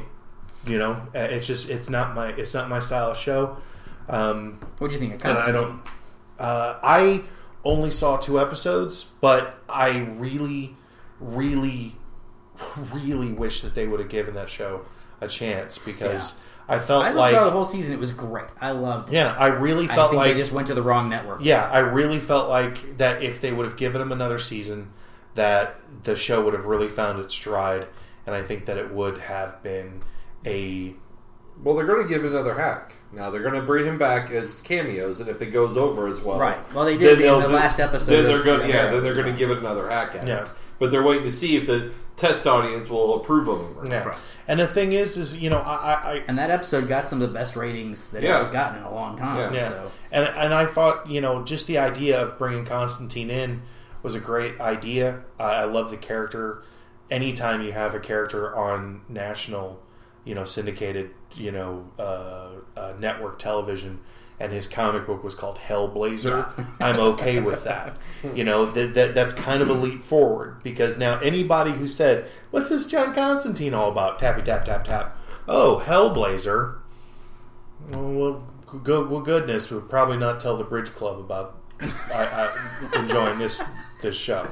There are a lot of people but with Bridge Clubs that enjoy it. But here's the thing: is you're starting to get. But Constantine is unique in the sense that though he is from one of the big two, he's bridging that gap that you start to see in like Walking Dead. Mm-hmm. You're starting to see with. I can't find a network connection. My computer is talking to me. Sweet Jesus. Oh my gosh! Why is this happening? Quit talking about comic books, Dave. Let us play a game. So wow. Okay, but like Walking Dead. I'm gonna put that away. Wow, that was great. But you know, you have Preacher is coming out. You know, they're starting to grab a hold of other areas than just cape and cowl. Yeah, and that's always good. It is. I think, you know, I wish, like, I'm a huge fan of a comic book that's called Saga. Oh, I love Saga. You read Saga. I heard you talk about the first podcast. I was like, oh, I want to talk about Saga. And like I love that comic book. It's so fucking good. It is. And you know, and the thing is that, you know, that's a series that you see maybe once in a generation. It's just it's so good. It's so different than everything else that's out. And it was the same way when Preacher hit. It was just like, what is this? And then suddenly it was like, holy crap. You know, I read the Meat Man Cometh issue, and I was like, this is insane. Yeah. And, you know, and when they were like, yeah, we're going to make a TV show out of it, I was like, just fast forward to the Meat Man Cometh episode. Yeah. That's all I need to see. Well, and I think it's AMC picking it up. So, I mean, it sounds like it's going to be, they'll hit the marks where they need to hit it with. They won't be able to do everything that was in the books, obviously not. But they'll definitely allude AMC's to it. got a pretty good track record with TV properties. Well, do you want to talk about sequential art? Yeah. And talk about storytelling? Oh, real quick though, on the TV thing, go they ahead. are making a Tick. They're bringing Tick back. I heard. Patrick Warburton in the suit. Yeah. Though I heard it won't be a neoprene suit. Yeah. It's going to be like the... Right. Yeah. But still, that's awesome. Yeah. I'm excited. Well, I mean, when you saw him on, what was the show that he, was it Community that he was on? Mm-mm. No. He was on a show where he was a side character. And Rules of Engagement?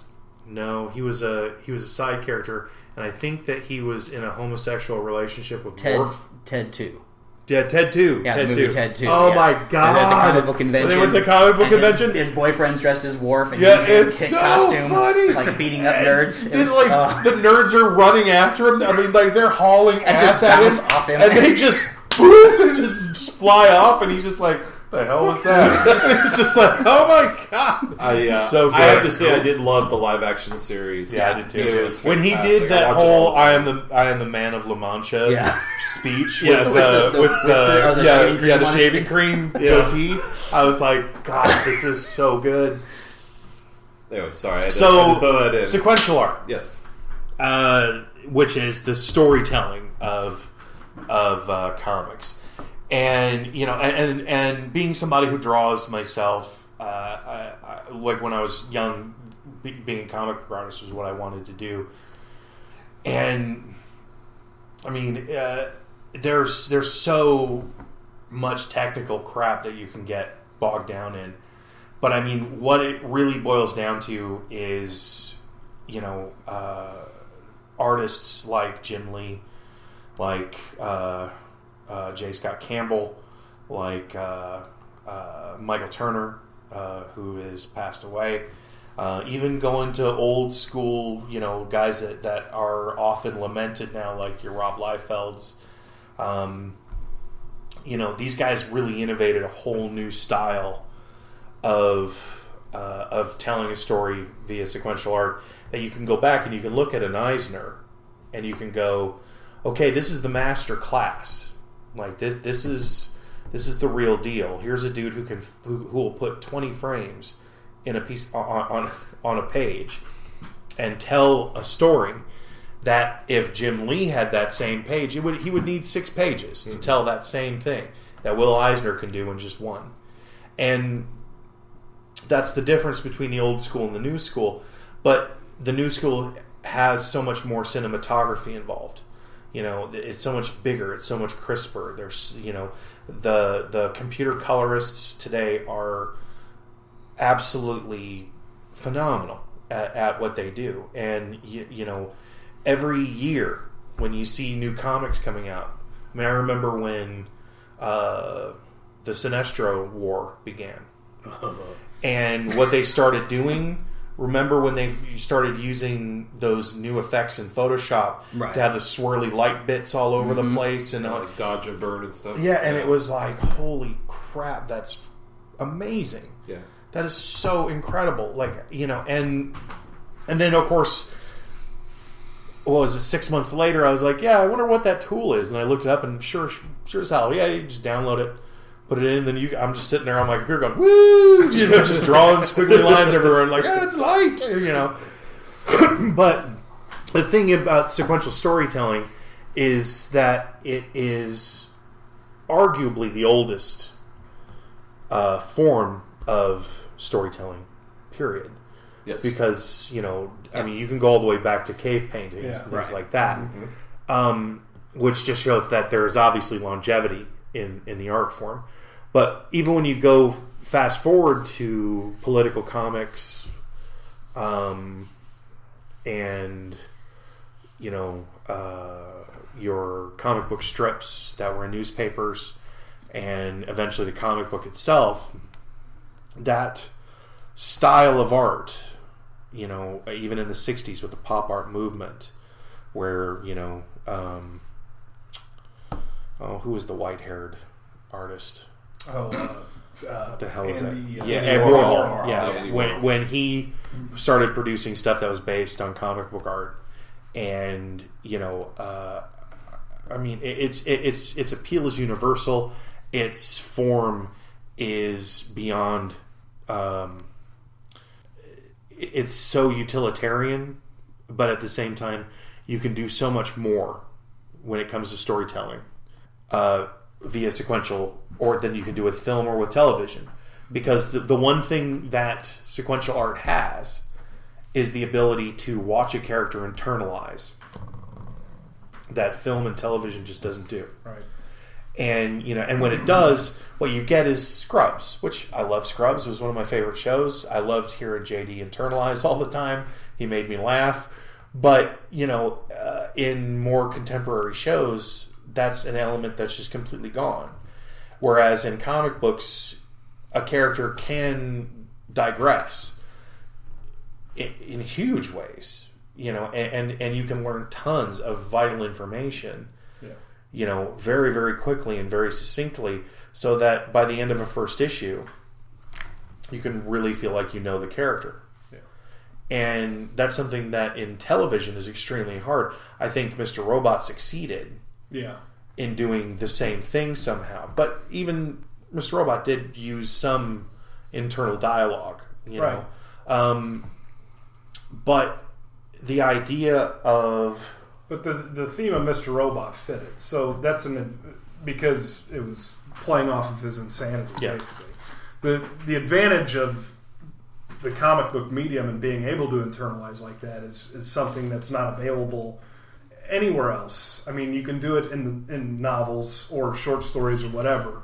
You can internalize, but with the visual medium, you don't get it in film or television because it just. Because in it's novels, just exposition. You're watching moving pictures. You don't want to hear somebody narrate what's going on. In novels, you don't get the visual. In television, you don't get the internalization. In film, you can get internalization, but not to the degree that you can in comics. That's not going to cut the flow of what's happening. Right. And so, when you read comics, and old comics are the ones notorious with the old-fashioned word bubbles, which is something that you don't see in comics today. Or if you do, it's very, very rarely, and it's tend to be done kind of with a kind of a wink and a nod, and it's just kind of cheeky. But nowadays, almost all internalization is done via caption. And what they do is they just change the color or the design of the caption so that if you're, looking at one with a bat symbol on it, you're listening to Batman's thoughts. If you're listening to one that's got the Superman symbol in it, you're listening to Superman's thoughts. But, the way that sequential art is able to tell a story and do so in a way that no other medium can, and even more so be able to tell the story, set it down in front of you so that it's now handy from here on out. You're never going to have to wait for it to roll around again on TV. You're never going to have to wait for a rerun. You're not going to have to dig it up online. It's just sitting there in front of you. And if it's done masterfully, then what you have is a genuinely wonderful piece of art that is going to stand the test of time as long as you don't let your dog get a hold of it or, get drunk and piss on it or whatever. You're going to be fine. And that thing is going to, you're going to go back to it like, Batman Year One, like, The Watchmen. For me, like what Bruce Timm and Alex Ross released a series of all the prime DC guys. These I forget what they're called. Prestige, maybe Prestige size, where they're these really big comic magazines that were all gorgeous, lush art done by Alex Ross. I mean, you can't go wrong with that. No. Yeah. And it was basically like Superman at Christmas time, Batman being Batman, Wonder Woman being Wonder Woman, like all of these characters doing iconic stuff in these real sort of small vignettes that allow you to kind of just get the gist of what these characters are in case you forgot. And they're gorgeous. I mean, the artwork is incredible alone, but then when you see the kind of stories that they're able to pump out, and some of them are tearjerkers, and that's incredible. Like it's hard if you're not a comic book fan, you don't care about them. They're just not your thing. I understand, but it's one of those things that if you've never given it a try or you haven't given it a try since you were a kid, it's worth it. Go to your local comic book store. If you're in our hometown, go to Comic Service and go up to the crazy guy behind the desk and say, "Hey man, what's the best thing you've got?" Chances are he'll offer you something Marvel. Just apologize and say, "No, thank you. I want something good from DC." And then he'll offer you something good from DC, and you'll read it, and you'll be like, "Wow, this has changed a lot. This is not what it was when I was a kid." And I guarantee you'll enjoy it. You don't skip past all that and ask for the Sinestro Corps one. You could do that too, and you're golden. Yeah, the Sinestro Corps. Those were good comics. Those were such good comics. I think the thing about sequential art that touches so many of us is that we, even the most unimaginative, uncreative person, can appreciate something beautiful or something actiony or whatever their forte is that they like. We as a species, except for the blind, love seeing things. How do you know the blind don't love seeing things? They of all of us would love to see something. Yeah. I apologize for any of our blind listeners. Daredevil can. So, who's listening to this podcast because they can't see it. So, yeah, but I mean, we actually get, a lot of us get not only emotionally invested, but, we actually, it's emotionally invested, feel things based off of what we see. And being able to tell the story and have that, even the worst drawing in a comic, if mixed with the right storytelling, you have this suspension of disbelief at what you're seeing. And there is that level of, like in any written text, you imagine some of it because you're seeing the action, but a lot of that has to do with how masterfully it's done. Yeah. If you can draw the action cross panels in certain ways with the geometry that is involved in comic making, you can draw somebody through a page and they see the action as if it's happening on... Well, there was a comic book called From Hell that was done by Alan Moore. And if you look at it, you look at the artwork in it, it's terrible. Yeah. It's absolutely horrible. I mean, you could be like, Phil, put a pencil in your left foot and draw From Hell, and I would probably be able to do better. Yeah. But, that doesn't stop that story from being iconic. It doesn't stop that story from being amongst, the highest order of comics. And this was the same thing with V for Vendetta.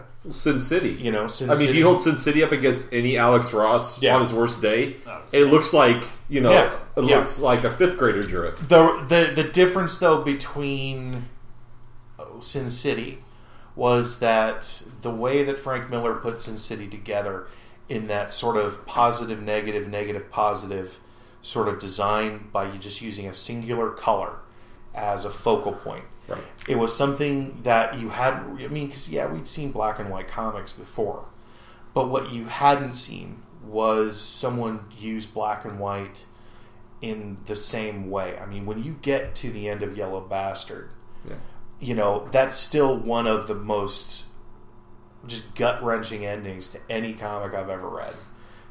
And they're almost all like that until you get to some of the more later stuff that he did, where I think he got a little too much. I'm Frank Miller. I can do whatever I want. Yeah. But when, he did 300 when he drew, some of the Sin City stuff. It was so revolutionary because nobody had seen it. People were looking at it going, well, the artwork's not great, but it still jumps out at you in this and odd it molds way. with the story he's telling. That's kind of the beauty of that whole thing, especially when you have an artist writer in one person. Now, because he reinvented noir, like a sort of new noir that got you that got mimicked a lot. Oh yeah. But I think that without going too far into it, sequential art has obviously affected film, television, because every movie does their previs, storyboarding. Yeah, I mean, that's... in comic book form. Yeah. And the thing is if you're not a fan of comics or you think it's all for kids, go and read Watchmen. And then when you get to the end and you go, what the hell just happened? Go and watch the movie and go, oh, that's much better, and you'll enjoy the hell out of it. One of the big advents that we're seeing now, coming from the technology boom that we've had over the last 20 years, is the introduction of digital or webcomics. And there's some argument as to where it started, but one of the big, obviously some of the bigger ones, is Penny Arcade. That's been around for probably a good 15 years, and PvP. Digital comics is when and the reason I thought we'd touch bases on it is because it parallels a lot of what Friday Night Rights is about, which is getting a community open to anyone, using the internet to promote them to write. And digital comics has basically been the boom of making any fan that has the talent that's on par with the professionalism of Fuzz, or on me, who is way below that I can still go on there. And I've seen people that are way worse than I am that have used Microsoft Paint to basically draw circles and stick figures, and of course we've seen some of those become something, and start getting a fan bases. And they can finally do something and participate in the hobby that they've always loved. Order the Stick, which is a favorite of mine. It started off right when 3.5 and 4.0 Dungeons and Dragons made that change. It's just stick figures, but it tells a story in sequential art form, and is now huge. It's got its own server form, and there's just hundreds of fans. But you're going to see that, in any art form, digital comics has there's different. They tend to fall into categories, and I think that's kind of unique about digital comics is that it's almost kind of an antithesis to the Cape and Cowl. There is that out there. One of the ones which I'm kind of surprised you haven't read, Fuzz, that you would really like is Jail 8, which is made by Yale Stewart, and I was surprised he never got sued for copyright infringement, but he basically took the DC universe and took all of the Justice League and said, okay, we're going to make them elementary school kids, but at elementary school versions of themselves. And Darkseid is their gym teacher, and they basically just get into these horrible little problems going on. And it touches base where it could almost be children, but he actually loves the DC universe, so he does the DC Universe justice by making these characters adorable but awesome. Yeah. And what's great about it is that it ran and it got such a huge fan base that eventually DC offered him a job making Superman kids books. And was like, we like what you do, come work for us. And make, we want a line of Superman books that are going to come out. You can draw those and make those for us. That's really cool. I mean, and before that, he was unknown. Yeah. Well, that seems to be the pathway. I don't know if it's the future, but in a lot of creative mediums, so the internet has empowered musicians. I mean, the theme music from all of our stuff, that's all done by Tristan on his own, right? Yeah. So he can sit down and do the different tracks for the music and everything like that. And in regards to Tristan, who is an incredible musician to begin with, I mean, he's just amazing. But the really interesting thing that you were kind of getting at, and you were kind of getting at, is that the nature of the game has changed so much because, back in the day, like, your wife Mel, she's incredibly artistic, Felicia, incredibly artistic, I don't put myself quite on their level, but, I draw stuff, and I can draw a lot of different stuff pretty well, especially if it has boobs on it. I can draw it really good. And the thing is that getting there took a lot of time. It was a technical thing. I had to learn to draw. I had to learn to do all these things. And there was a lot of phases involved. There was a lot of things that I had to go through to get to the point where I'm at now, which I'm pretty happy with. But you don't need that anymore. No. If you're a musician, all you really need to do is to just have an idea. And if you've got the tech and you've got the time and a computer, you can make it happen. If you've always, and that's one of the things that always cracks me up, is that there's a couple of concept artists that I know and that are friends of mine, and when you see them draw, pencil in hand, draw on paper, they're absolutely terrible. But you put them on a computer where they've got their stylus and they have access to all the things, and they can go backwards and forwards and create layers and draw and layer and blah blah blah blah blah. They can create incredible stuff. And my thing is that, and I've caught a lot of flack for this, but I don't think that that's art.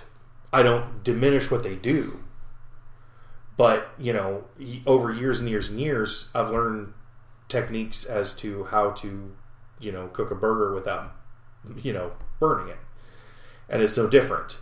There's not a lot of creativity involved when you're just sitting with the technology and you're just learning how to use it, and eventually you start pumping out your own stuff. And I don't say that to diminish other people's work, but there is a huge difference. The tools have changed so much that, like when people used to watch me draw, like, when I would be over at Sean's and I would be trying to get an idea across, and I would have the pencil and I would be drawing blah, blah, blah, blah, blah, and I would be drawing upside down so that he could see because he's sitting across the table.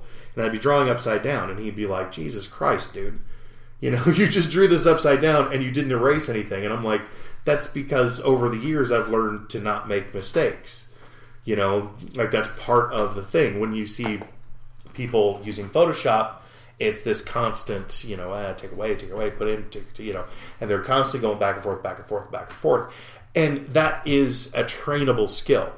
It's not that there isn't creativity involved, but it's a trainable skill. Like I could sit down with anyone and go, okay, cool. Do you need to learn Photoshop? Let's show you how to learn Photoshop. And within probably a few weeks or within a few days, you're going to be able to do some really great stuff. I mean, I remember back when we all lived in that same apartment together, and Mel got a hold of some of my pictures and started coloring them on the computer, and they were fucking phenomenal. And she had never messed with the thing before. She's like, I've been playing with Photoshop for 2 days. Here's this, and I'm like, fuck, this is great, And it was just like, but the thing is that she already walked in with a real heavy hand in art. And it was the same thing. She already had the creative chops to walk in with that. Right. Whereas with other people, anyone can make anything now. There's no, you don't need to play the guitar if you've got the program that'll do it for you.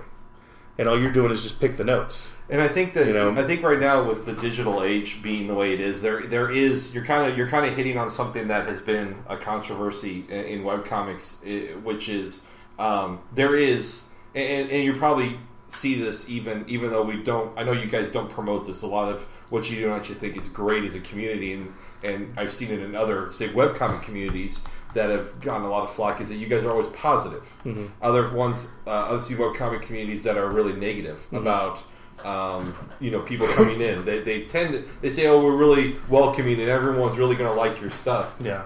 And then when they get in there, people just dog it. Pick everything apart. I mean, they're just like, you can't draw hands right, blah, blah, blah. And they're like, yeah, I can't, but I'm trying to do this. Yeah. I'm learning. Yeah, I want you to help and not be an asshole. Right, and you guys are like, hey, we have these resources to help you. We want to give you positive feedback. We'll give you critical feedback at times, but it's all towards a positive goal. You want to build up your skills. And one of but unfortunately, with the digital medium the way it is, you're going to have a sea of garbage with a couple of really great gems floating to the top. Yeah. Definitely. And that's the way it is. But that's democratized, and that's the other nature of the internet. So yeah, anybody can jump into the market, right? Yeah. Anybody can throw an idea out there. Anybody can throw their creative work out there, and if it sucks, it's going to go away. Yeah. Right. But if it's good, or even if it's good to a niche, then that is going to that's going to be good there. And one of the things that I was getting at that I think I kind of shat on accidentally was that ultimately the tools are out there, and even if you feel like you don't have the skill, you don't have the creativity. And I've said this before, and it's one of the things that makes me insane is when I'm talking to people who are just like, I couldn't draw a straight line with a ruler, and I'm like, well, technically, in physics, you can't draw a straight line, right. But let's not get into there. Let's just get into you can never draw a perfect circle. Yeah, just draw a circle. You can you can do it. You just have to figure out the way that you do it. My way of doing it isn't your way. But you can do it. There's no, like, when I hear people go, oh, I'm just not creative. Oh, you're so creative and blah blah blah, and I'm like, okay, but at the same time, it's like, you can do everything that I'm doing, and chances are you'll do it better.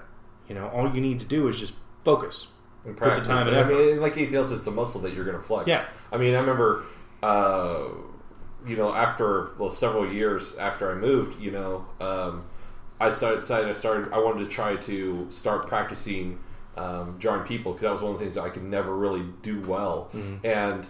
It took some research, as to figuring out, because I'd always see you sit there and break down things into shapes and start creating the base skeletons and all that stuff. And it took me a while sitting there researching that, and then taking that research that I gathered, which again was everything I could get on the internet or in bookstores or whatever, and start putting it into a practice where every day I set aside time to draw skeletons out. And that's what I did for just weeks, is just trying to draw, the base puppet. Until eventually I could start being like, I feel okay with this. And then I was like, okay, I'll start adding little features on. And then eventually I was like, I'm happy with this. It's not where I want to be, but it's getting better.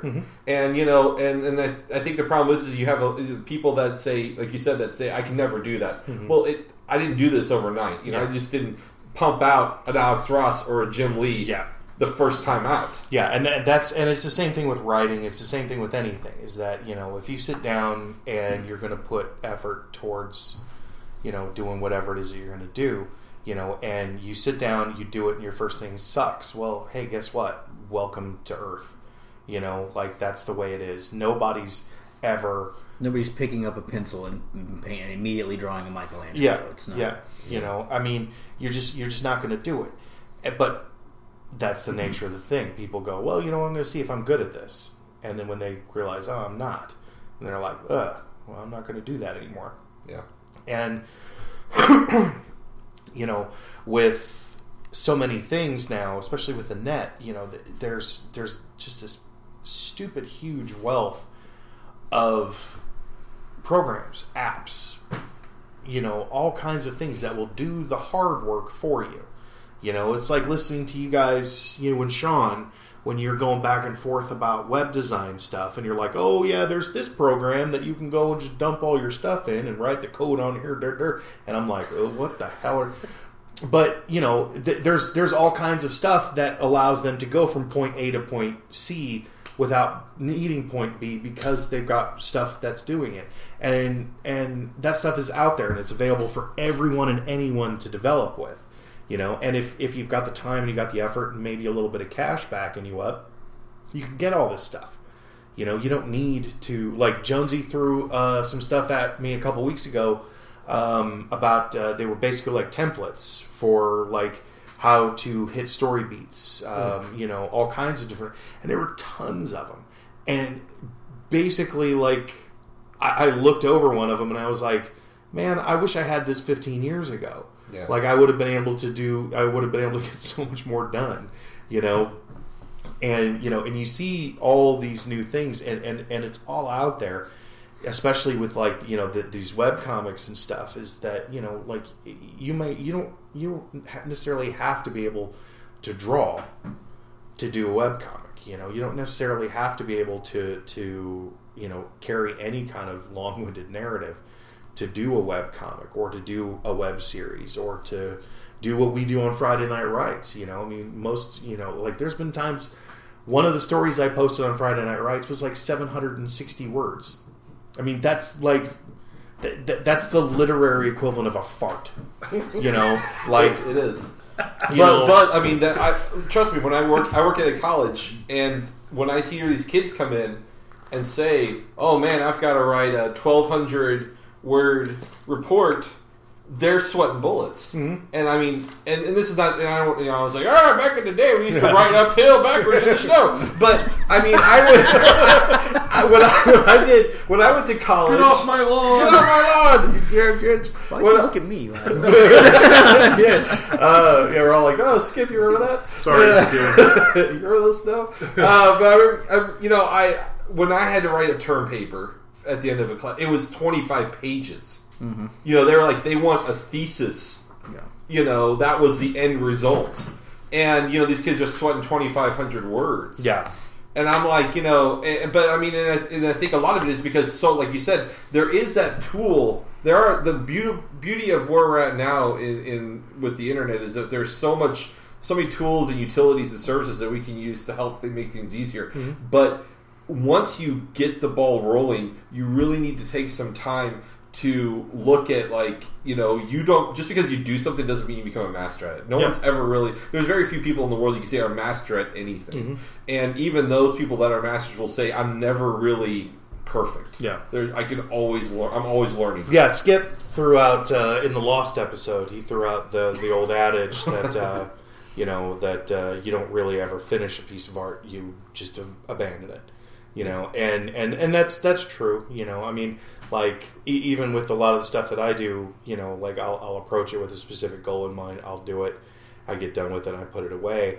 But then I come back 6 months later. I look at it and I'm like, and I'll grab the pen and I'll do a little crosshatch here and there, and I'll be like, all right, cool. And then I'll put it away. And then a year later, I'm like, oh well, damn, I messed that up.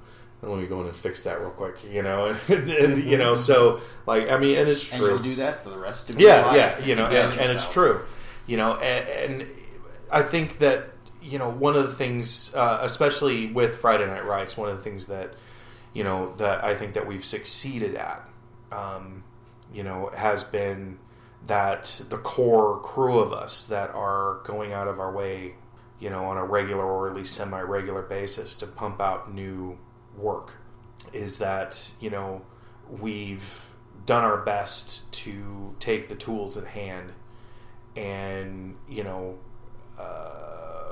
produce at least something that we give a damn about. Every week. If it's not every week, it's every 2 weeks. NaNoWriMo's thrown a lot of stuff into the air. Made things a lot unstable, but it was the same thing last year when we weren't doing the stuff online. This is the season where life is just so in your face, you can't get away from it, and you're stuck doing 15 things, and you just don't have a lot of time for creative writing. But, at the same time, finishing something and then posting it online and then getting on Facebook and saying, hey, everybody, I posted this thing online. If you've got a couple minutes, go check it out. Let me know what you think about it. And it's great. It sucks that no one posts things publicly for me. Everybody's always like, I read your thing. It was really cool. And I'm like, well, say it. Is why I want to send you a private message. Well, quit coming over to my house. And telling me in person. Weirdo. That's why it's on the internet. Yeah, why are you? How'd you find out where I live? It's like, why are you in my shower? Like, how but that's straight parallels. Digital comics and webcomics is that there's so many times when people talk about a webcomic that they like in a fan basis on a podcast or whatever, and they'll say, yeah, I really like this one, but life happened with the artist and he had to take a hiatus from it. And then they came back and now they're back to regular updates or they're doing 2 pages a week or whatever. When you see the people on there, and I've never heard a comic artist, or I've never seen a comic artist, yes, I should say, that I've seen them in the comments, right, when somebody said, hey, glad you're back. Been waiting to see the new page of this up, that they haven't been like, F you. No. Don't you dare comment on this and say glad I'm back. They're like, oh, thank God, I still have fans left. Yeah. Right. And that's the thing, that's what's encouraging about a community like this. Yeah. I agree. I do too. I'm different. I built that website with my bare hands. In the snow, uphill, backwards. Both ways. Both ways. Riding Skip's wagon. His car, his automobile. So, do you think we've made enough enemies? Yeah. One night? I hope. I think, is that what you set out to do? I was really waiting for you to say Fantastic Four remake is the best Marvel movie. It Since is. Dolph Lundgren Punisher. Yeah, it is. It's real good. Especially that second act. Yeah. Well crafted. Yeah. All right. Well, I think that's going to do it for comic books. I think we covered 3 of the bullet points that we set out to cover. Yeah, 3 of the 7. But pretty much everything. Yeah, more or less. Pretty much everything. So, just a quick reminder that we're at FridayNightWrites.net. You can direct all hate mail to fnrights@gmail.com or post it to our Facebook page, facebook.com/fnrights. Or you can tweet us, and we'll probably never see it, at twitter.com/fnrights. Also, this will be on YouTube. It's youtube.com/fnrights. Leave a comment. Tell us how much you hated this episode. And Fuzz will probably respond with something hateful, something angry at you. Yeah, bring it. This will be up. I'm regularly trying to drop the audio podcasts on Wednesday night, but everything should be up usually Thursday mornings around 10 a.m. So that's Central Time, best time. That'll do it though. That's all I got. Yeah. Well, thank you very much, Sean Ed, Skip, Jonesy. You're welcome. Happy Thanks Marvel Day. Yep. Thanksgiving is this week. And on that note, Marvel sucks. Thanks for listening, everybody. We'll see you later.